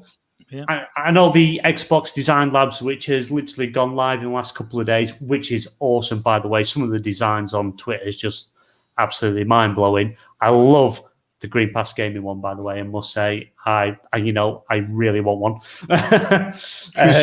Who's better, BMG? Mine are flaps. Put you on the spot, mate. Oh God, you would do that, wouldn't you? I'm just messing, mate. I'm sorry. I do have to go with Scott. Scott, I'm all in on yours, mate. Oh wow, I didn't expect that. Yeah. Have we got a picture we can put up on the screen at all, Flat? I'd love to see it. Of the controller, the images of the what you're talking about. Oh, is there? Yes, leave it with us. Leave it with us. I will go and get it. Yep. But even so, because I think they've kind of moved on from making the Xbox One controller anymore. But, if you were to buy one new, you would get the Series X controller or Series S controller, same thing. But just the capabilities is just amazing. You don't even have to own a console to be in the ecosystem, which is what it's all about now. That's where they want you. As Phil Spencer said many times, you can play these first-party games where Game Pass exists. That's the top and bottom bit. But as they've also said, consoles is always going to be a thing. I think a minimum of 3 more generations of consoles before we're completely, chip in the neck where it's all projected in front of you scenario. It's funny you say that, BMG, because 3 generations is like 2 decades. Exactly. Yeah. Exactly. It's so far in the future that it is really, really hard to sort of think that far ahead. But I think I'm with the guys. I don't think it is, and there's a few people have mentioned in the chat as well.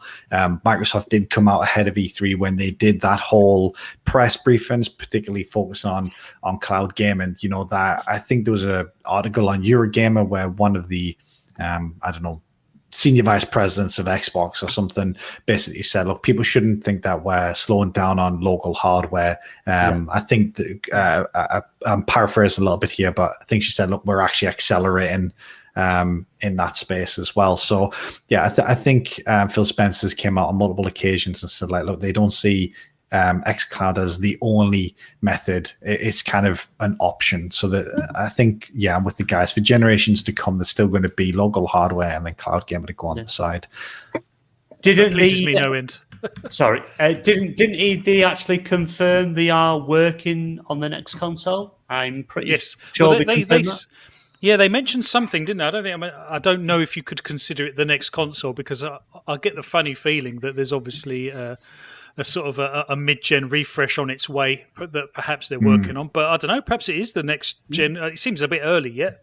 I mean, they'll be constantly in a phase of R&D. They'll want to looking at tech and what it's going to be like, and obviously the engineers behind it have probably the API always doesn't working exist. on it. The chipsets don't exist at the moment, because I'm guessing in 5 to 7 years' time we might be looking at RDNA 4, perhaps the tail end of 3, and that technically doesn't exist yet. Do you know what I mean? Well, so I don't really know how much work they would be able to do in a proper next gen sort of scenario. Yeah, it is tough. I mean, especially considering I'm nowhere near qualified enough to comment on these sorts of things. But I think, like with RDNA, I believe RDNA 4 is coming later this year, if not next, Flap. From what I remember reading just this week. Actually, I don't think that's too far away. So in 7 years, it could be RDNA 5, 6, or 7 or something like that.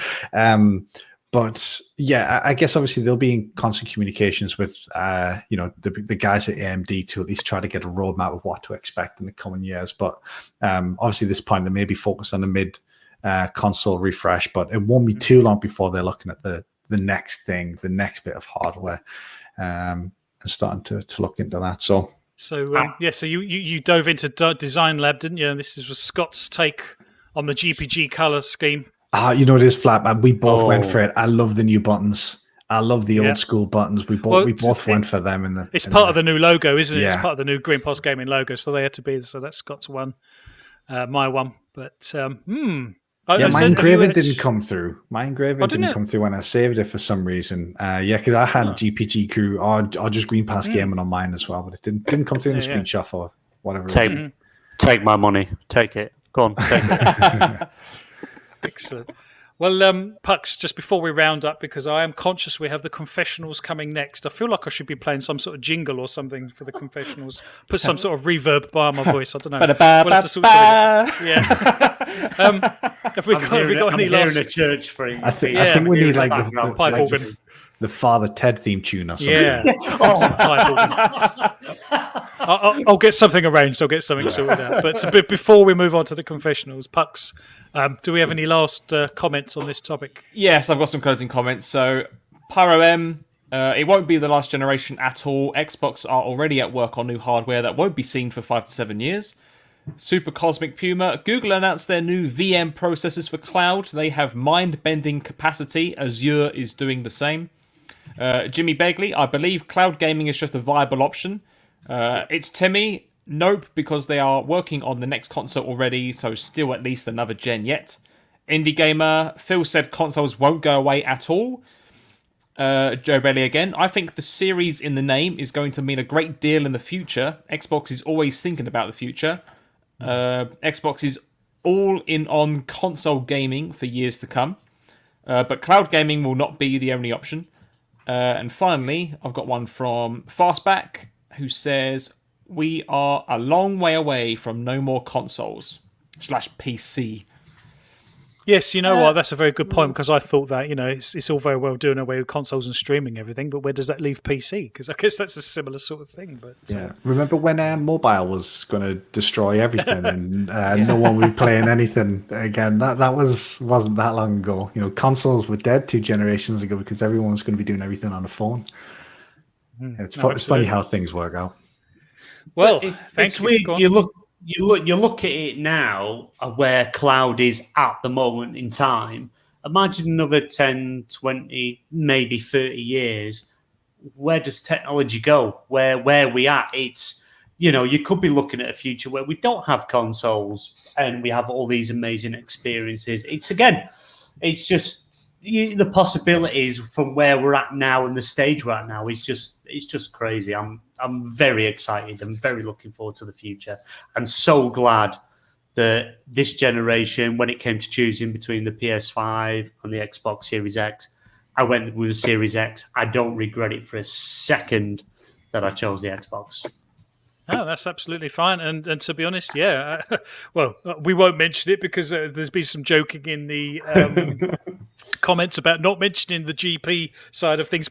And you know what? It's a very fair point, Stubbs, actually. Could you actually do an entire podcast, and I will mention it for the sake of this one, but could you do an entire podcast for 2 hours without mentioning Game Pass once and or its value? I'm not convinced you could, because it's almost synonymous with Xbox now, isn't it? It's almost like Game Pass. I think Scott added on to that, add £5 to charity for each time you say it.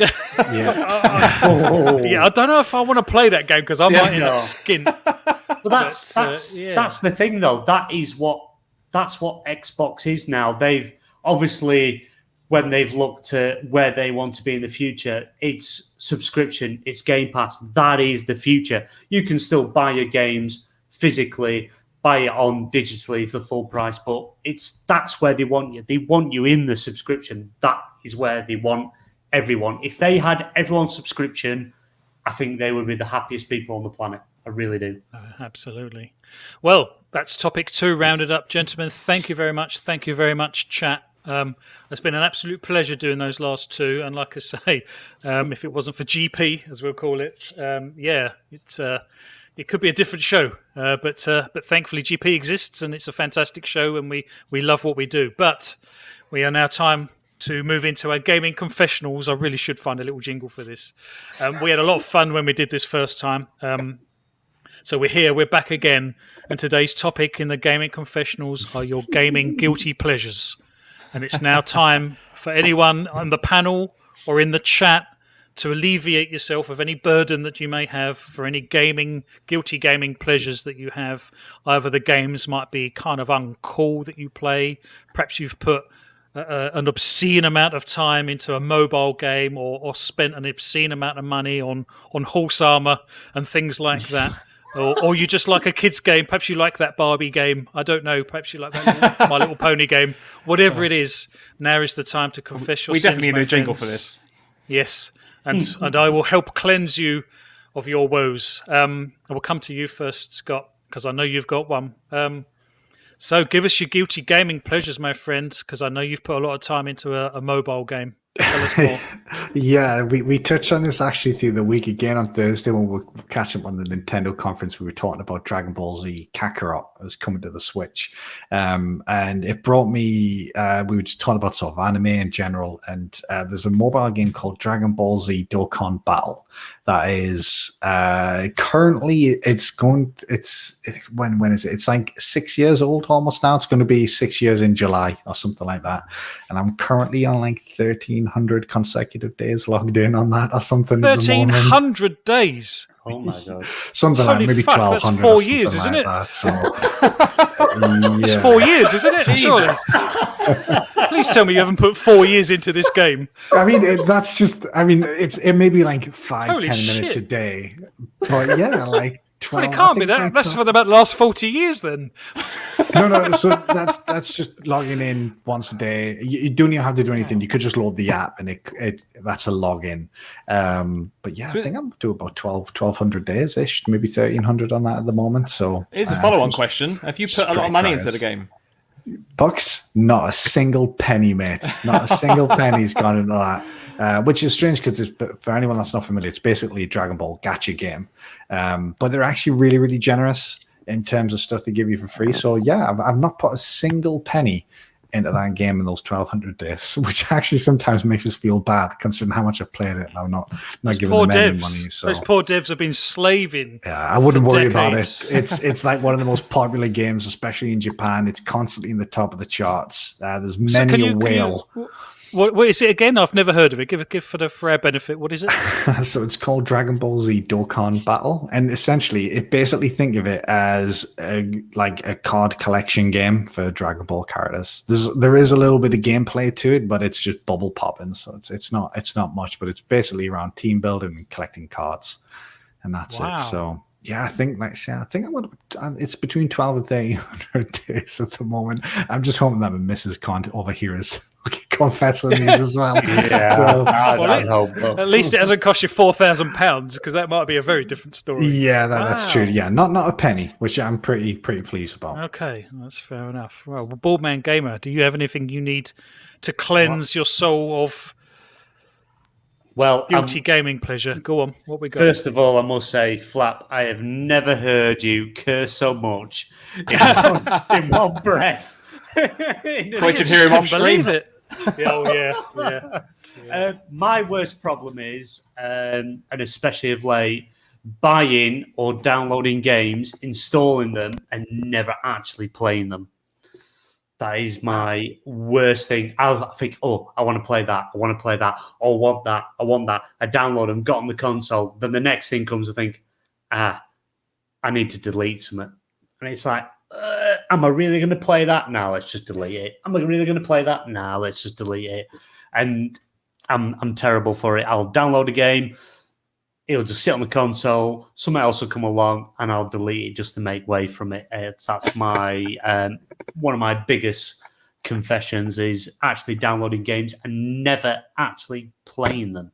So how much money do you think you've actually spent on games you've never played? I'm hoping the missus isn't listening, obviously. Let me just look around. No, doors closed. We're lucky. I would probably say between now and last summer, I'd probably say around about £600-700 I've spent on games and in-game content and never actually done anything with. Ooh, what in-game content we're talking here, BMG? I'm curious. What microtransactions who you funding? If you were around from the 80s, you'll probably remember the good old Back to the Future, and we'll all know the DeLorean and Grand Theft Auto for the lovely sum of £20+ you can have the flying DeLorean, which I played for less than a week, and then I deleted Grand Theft Auto 5 online. Wow. Yes, just to say that I wanted to fly it around with my friends in thinking this is cool. Then it's like, I'm bored of this game now.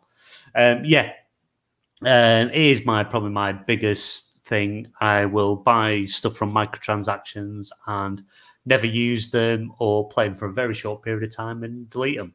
It's my worst problem. In fact, the latest one was in sale, by the way, and I only actually paid, to be fair, $5.99 for it. Was the game of the year. How he's justifying it to himself already.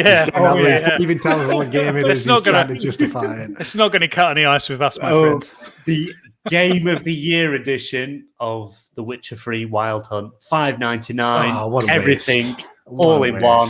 I downloaded it, had it on the console, and less than 2 weeks ago, I deleted it because I wanted to make room for games that I'm going to be not playing in the future. Wow. Yeah, That's I'm kind all of for special. it. I know it's kind of I'm going to add £5 to the tip jar, but like with Game Pass, like because my backlog's that big with Game Pass games, I really don't have that problem because I'll only buy games that I want to play there and then.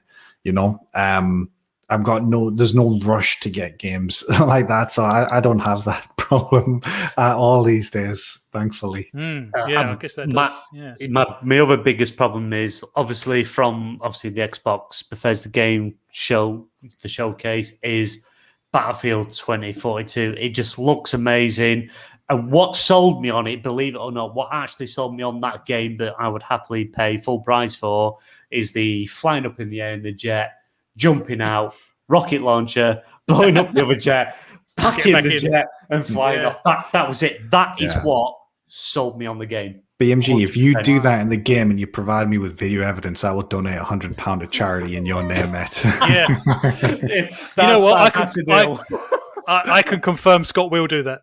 I will buy it now. I will be buying it day one, and we'll see if that is actually possible in the game. It's definitely possible. Yeah. It's definitely possible. Whether you can pull it off, and that's another matter. I think.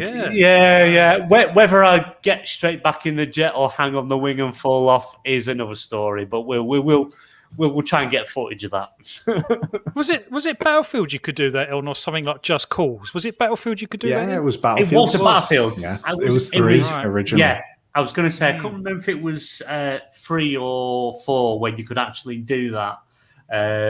Say my luck with Battlefield 4 anyway is just target practice for the opposition, to be fair. Yeah. Did anyone happen to see a reaction clip of some guy going absolutely nuts to that part of the clip? I think it wasn't in English, or it might have been, I think it might be in Eastern European. Apologies if I'm getting that completely wrong. But I saw a clip going around with zero context of some guy basically breaking down because of that clip, and I found out later on that it was actually because he was the guy that first did it on Battlefield 3, and that was kind of they kind of put what he did first in the game in the new trailer for Battlefield 2042. So he was pretty happy about it. So it was a cool moment for him. So yeah, it was BF3 originally, and I've never been able to do it myself. No. Developers listening to the community, watching what they do and implementing it. Amazing. Well, I want to see that Boardman game, and make sure you record that gaming clip. I will. Puxley, give us one of your guilty pleasures in gaming. What is it that you do? Do you play any uncool games? It's not necessarily a good thing, but it's about mobile gaming. So this doesn't sound like it's downhill already. Do we need to go in a private booth for you to convince this? Well, we'll find out, I guess. But I'm open for the world to hear. So I have put money into a mobile game. Yes. I know, right? I'll tell you the story. There is a bit of backstory, and it doesn't end well either. Too much. It's not like a lot of money, I'll add, but money has been spent. So, period of time last year, I got back into Mario Kart Tour massively. I played it. Pucks. I played it. I played it every day for about 3 or 4 months or something, to the point where if I didn't spend money, I wouldn't have got unlocks. So I paid for the gold pass, which is £5 a month. Oh dear. And at the 1 year anniversary back in September, and it was also the release period of the Mario 3D collection, they had a Mario Sunshine skin, and you can only unlock them by inserting rubies to get a warp pipe. And so you can get them in-game, or you can pay for them. I always refused to pay for them. I used up my rubies that I had. I didn't get the skin I wanted, so I paid 20 quid's worth for the rubies, which I then used on the warp pipe, and I still didn't get the skin. Because it's completely random. You know what it is, Pox? I've said this a couple of times. I was genuinely so ashamed of myself afterwards. I'm being genuinely serious here, Pox. I've said this a couple of times jokingly, but you're part of the problem, mate. You Does that make you feel better? Yeah, Nintendo mobile games are by far and away the worst when it comes to microtransactions. Animal Crossing, Mario Kart. What was the running game with? It was just a Mario runner. I can't remember, like the 2D Mario runner. Yeah, Super Mario Run. Nintendo's track record. I paid for that as well. Horrific. Oh, honestly, yeah. I paid for it twice. Oh, I guess it's getting worse. Because it originally only came out on iOS, and my partner had a work phone only on iOS. So I paid for it then so I could play it, because I couldn't wait for the Android release, which was about a year later. I then paid for it again on my personal device so that I could play it all again. Oh, no. Oh, my God. I know, this is worse than I thought it would be. What have you guys done? Oh. That was bad. But at least I could say all I did was invest me time, not me hard-earned cash. No, I lost money. Nintendo executives. I think we need to go beyond confessionals. I think we need an exorcist for Pugsley. Yeah, I think you might be right. Oh, I'm actually sweating here. Like, this is getting worse. Wow. Well, I'll go and get some holy water in the incense and we'll see what we can do. But I can't promise anything, I've got to be honest. Let me just say, I have not spent money on a mobile game since. If that makes it any better somehow, but I know it doesn't. Until the release of the mobile version of Super Mario World. Probably, yeah. Yeah, I'll be in there. I'd buy it. I'd buy it day one. Yeah. See, I'm a bit of a sucker for mobile games. I mean, I don't spend much money in them. I think the most I've spent in probably a mobile game. So that means you have spent money. Oh, God, yeah. Yeah, 20, 30 quid.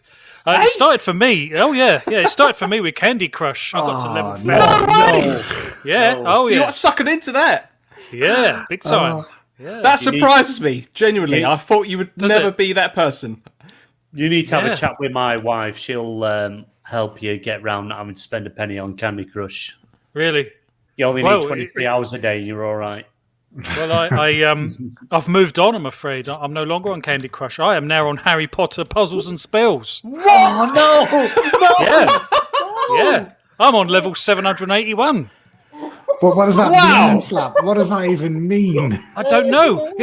I'll tell you what it is. It is my toilet. It is my toilet and bath game. It is the game I play when I'm sat on the toilet. So hold on, Flap. So it's horrible, isn't it? Hold on. Yeah. Go on, Can you estimate that in terms of hours, money, days, in terms of logged in? Oh, it'd be days. It would be days. Yeah, it'd easily be days. And again, Weeks? They do this. Oh my! Possibly God. about a week. Yeah, I don't know. I don't even know if the game tells you that. I'm too ashamed to look. Yeah, I'm glad mine doesn't. To be fair, I know if anyone has anyone got a Samsung. Yes. Yeah, I believe Samsung has kind of like a game center in it, doesn't it, Flap? It does, yeah. It's a game. I believe if you may have a little look in there, mate, it might tell you your time played on that if you want to have a little gander. I think I don't have a Samsung, but I'm pretty sure that one has like 187.4 hours. That's not too bad. That's less than me and Sea of Thieves. That. It's near enough, though, Scott. Yeah, but that's a lot of times. That's a lot of time sitting on the toilet, Scott. Yeah. There's only actually 2 mobile games I've ever bought, actually physically bought on the mobile, and that's Knights of the Old Republic 1 and 2. That is it.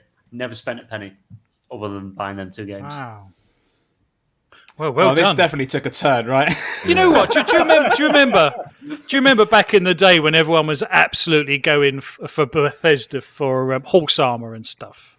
You know how ridiculous it was. Well, when you think about it, compared to fucking, sorry, pardon my French, Fortnite skins that don't actually, at least horse armor actually gave you a little bit of armor and protection, whereas the skins on Fortnite, they just do absolutely nothing. I might have another confessional for you, actually. Oh, go on. No, go on. Do you really want 2 pucks? Because honestly, I'm about one bad confession away from just leaving this podcast at this moment. Leaving the crew.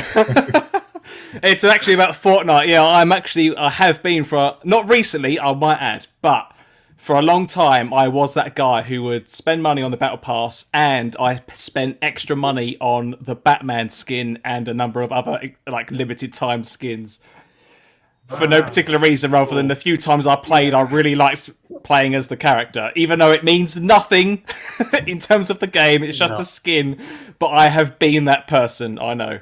Oh, I've got one for you, but not for me. Actually, it's for my son. I took my two sons to the NEC. Oh, sorry, pardon me. The NEC. It's not a drinking problem, is it? No, definitely not. The NEC arena for Insomnia event. And I gave both the boys. They had £100 to spend. Day one, we're there Friday.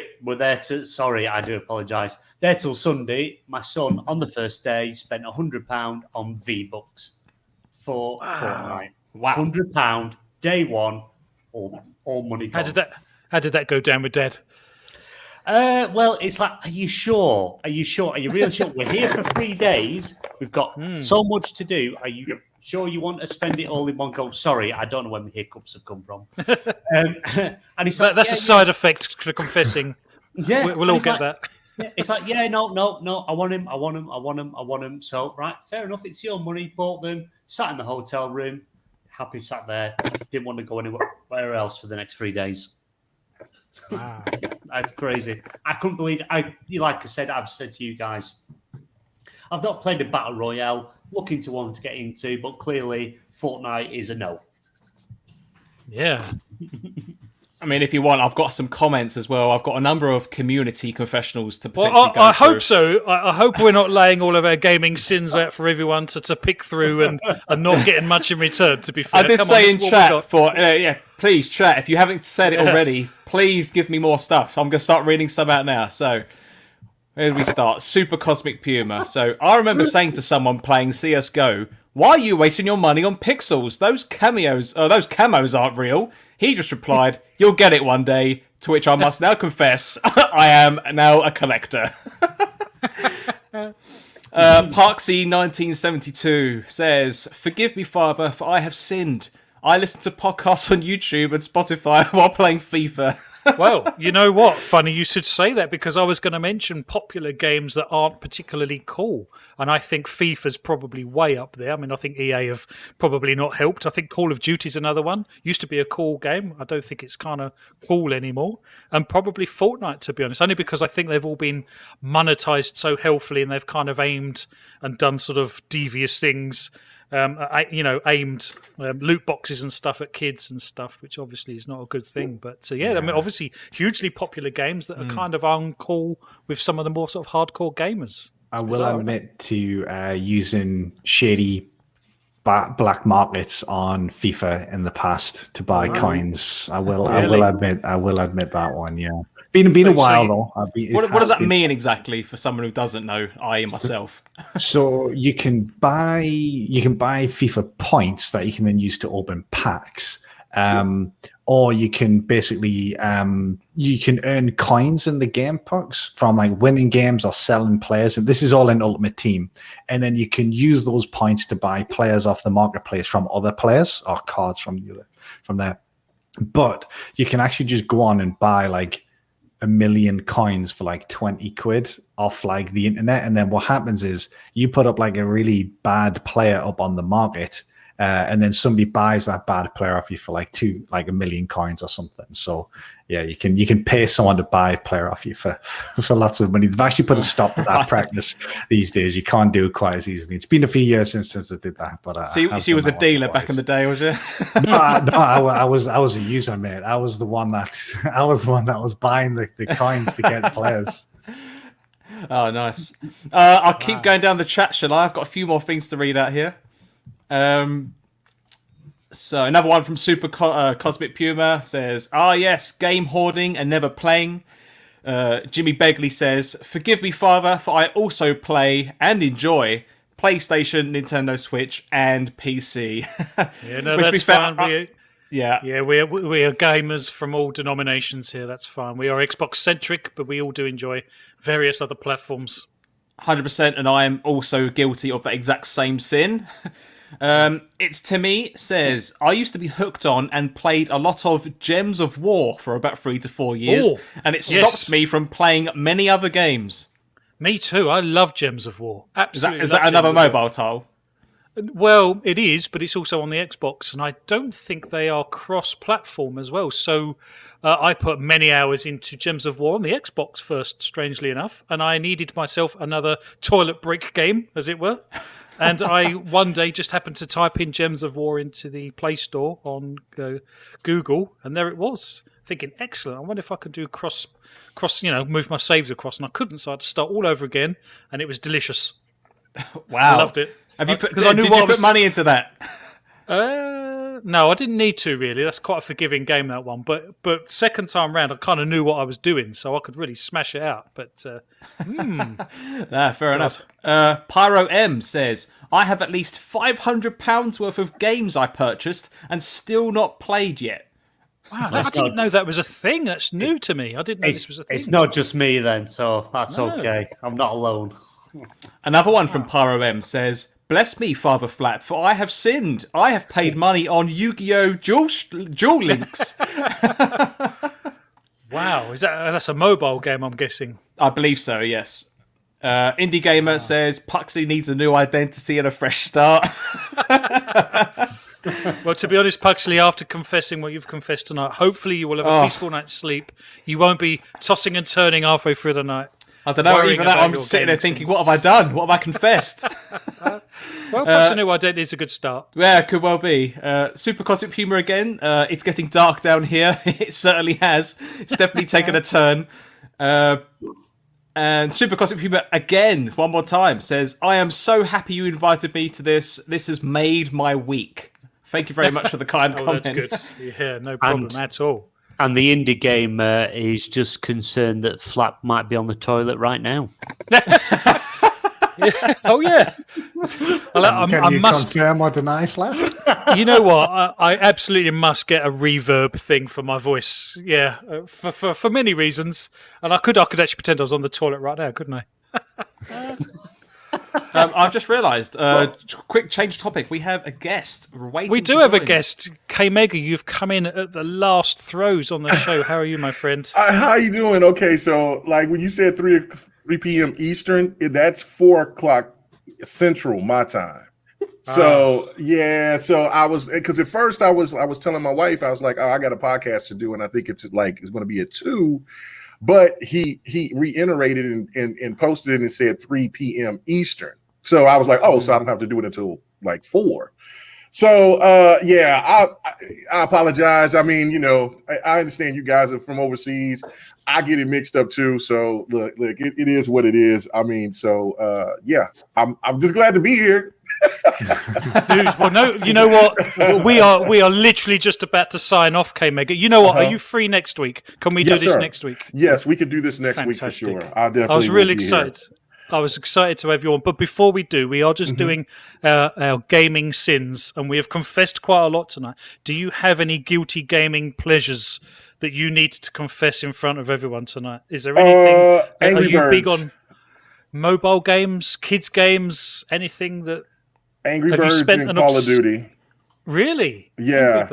Angry Birds and Call of Duty, and also what is the Candy Crush?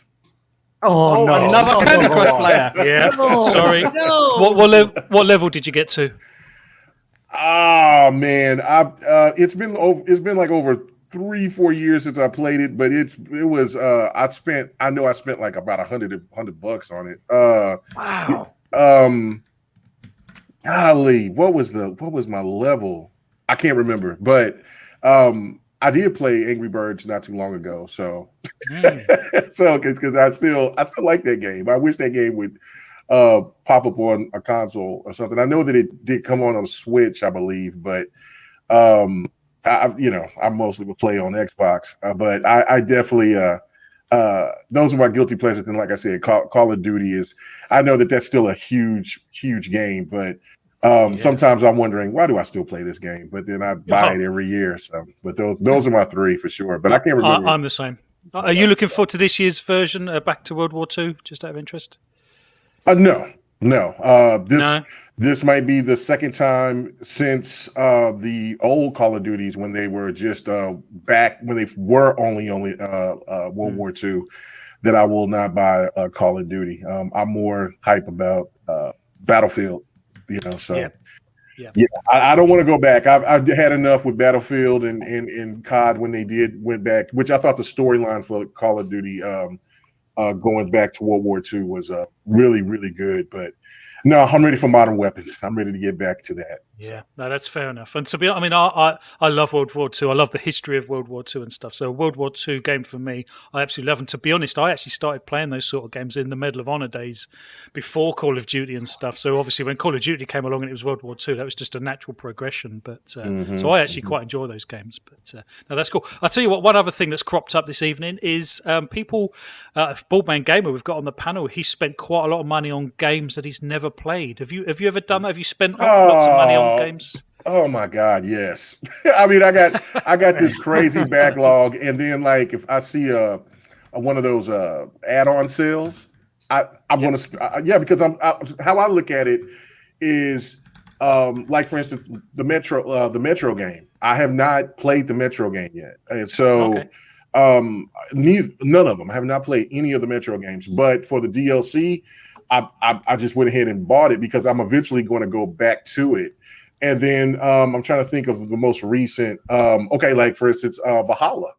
I haven't got a chance to play Valhalla yet. I do have it, but it's in my backlog. But amazing. I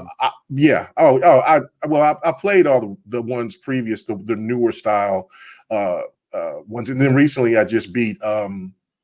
What was the one that they had the enhancements on just recently? Phoenix. No. For Assassin's Creed. The Odyssey. One with all the people. No, not Odyssey. It's golly, why I can't think of the name of the game. I just beat it just about like a month ago. It's had all the NPCs. It was broken as hell back in the Unity. That's the one. Unity. Unity. I just got finished beating Unity about a month ago, and I never didn't like the Assassin's Creed after the first one because I never went back to them. But then I went and I bought the rest of them after I played Syndicate because I like Syndicate. And then when Odyssey and Origins and then Odyssey came, I fell in love with the franchise. So then I was like, okay, I'm going to go back and try to play all the rest of them. So that's another one that I've bought all the DLC for all of those games. And just also for Valhalla, I bought I seen that they had a sale for $30. I went and got that. So yeah, I do it all the time. But I know that I'm going to eventually go back and get those games. So did you play the Ezio collection? No. I have not played. I played the first one. I played the first one and I hated it back when my friend got it. And I couldn't stand just taking the horse and riding all the way back to the town and then taking it all the way back. I just, my ADD just wasn't going to have it. But and then so when my friend told me about the second one, I was like, no, I'll pass because I was thinking it was the same thing. But people say to this day that that's still one of the best Assassin's Creed next to Black Flag. So I'll definitely catch up on those. But I don't know. I love Origins so much, man. I thought Origins was amazing. So and Odyssey. The Ezio collection, I would probably say, out of all the Assassin's Creed from the start to now, is the best. I think it's on sale at the moment, America and UK. It's absolutely amazing. It is the best in the series. I would really, really, really recommend it. And I wish that Assassin's Creed would go back to its roots, get rid of all the RPG stuff, and go back to how it was, not what it is now, personally.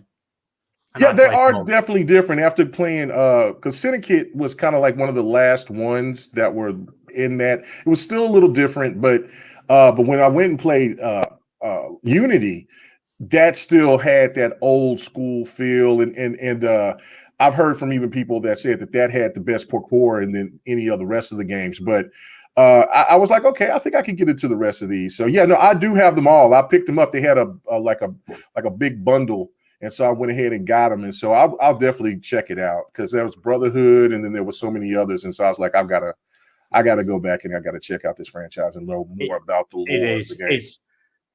It's the only, to be honest, out of all my gaming life, out of everything I've played, Assassin's Creed is the only series I've played from start up until now. Valhalla, I played every single Assassin's Creed. Wow. I've enjoyed every single one of them, but I still prefer the original old school way. How it was.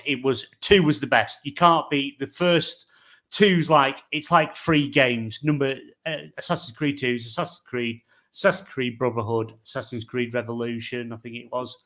The first one was absolutely amazing out of the 3, but it's just that's where it should have been, and they've kind of, to me, because Ubisoft wanted to go more of a open world RPG route. To me, it has spoiled it a little bit. The games are good.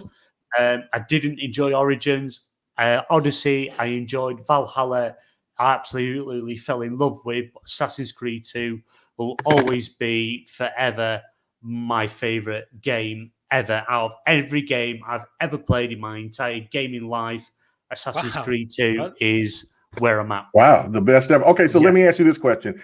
Okay, for somebody who was late to get into the franchise, what brought me in was the fact, because I don't know if you're a fan of The Witcher, but I love The Witcher. Yeah, and so that it had that play style. And so when Syndicate didn't, but then when they brought Origins, it definitely had that feel of like The Witcher. Just, of course, the combat is a lot different, but still like with the open world, the mission types and all that. And then with Odyssey, it even increased that. So that's what got me into it more, and then it got me more invested into the story. So now that's what made me go back and play like Unity, and now I'm like, okay, I think I can go back. I don't know if I could ever go back to the first one, but I definitely will go back to the second one and play the rest of them for sure. So yeah, definitely. Like I say, the original, I enjoyed them all. I still remember the original trailer of the first game, the CGI trailer, which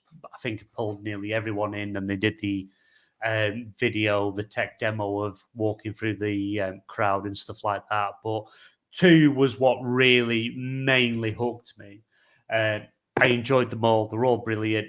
Like I say, the RPG side of it does make it harder. I found Odyssey was quite hard because you had to grind a bit to get to the level to do the next bit. Right, yes, sir. Which they kind of got rid of in Valhalla. They've kind of scaled that back a bit to make it easier, but it's the microtransactions which were introduced into Unity, which kind of carried on. An Odyssey and stuff like that, you can buy an add-on so you can get increased XP, which does make the game easier. It does. So you don't have to do that grind. But if they scale the game back to how Assassin's Creed was and what it should be before RPG open world, it was semi-open world, but before fully open world RPG, you wouldn't have the need for the microtransactions. I can understand why they've gone that route, but to me, they've kind of just moved away from the core of the game. And to be honest, I couldn't even tell you the story now. I think I remember the original one was the Apple of Eden, and it was kind of put videos together, and then it just kind of went, God knows where it's gone now. They just keep making it up as they go. I didn't know you was such an AC head. Wow. Oh, I do. I honestly, it's one of. I've got all my right arm tattooed. I've got my left arm tattooed. Sorry, I've started my right arm, but I'm going for a very Viking theme, and I do want to somewhere get the Assassin's Creed symbol on my body somewhere. I haven't quite decided where yet, but even though some Assassin's Creed games, they stress me out and I get fed up, I still play them all, and clearly my subconscious absolutely loves them. God, sorry, I didn't realize. Sorry to make it the Assassin's Creed show. That's great. That's great to hear from me, from my perspective. I know a lot of people that love them. I like one of my buds, man, Xbox 448. He feels like you. He feels that Assassin's Creed should go back to the old way. So I just have to recommend, though, and it's only because recent experience. The only one I didn't play was Assassin's Creed Rogue, because when they released the PlayStation 4, Xbox One, they did Assassin's Creed Black Flag for the new consoles and Assassin's Creed Rogue for the previous gen, Xbox 360, PlayStation 3. I do recommend you play Rogue before you play Black Flag, because Okay. it will make the story will then make more sense. If you do one before the other, you'll be like scratching your head. Hang on, what's that about? What's that about? But when you then play Rogue, it all makes sense. But I do recommend Rogue before Black Flag. Okay. All right. Well, We'll do. We're going to have to peel you off AC, my friend. We need to finish the show. I think we need to. Sorry. I think we need to do a stream in itself just on Assassin's Creed. But my God, I didn't realize you had that much knowledge. Wow, not on that particular franchise. I'm quite big on Assassin's Creed. Let me just finish by saying that I've got to be honest. Valhalla has actually killed my love for open world games. I'm kind of open worlded out at the moment. I've got open world fatigue because of Valhalla, but I'm hoping at some point it'll come back because I do enjoy open world games. But wow.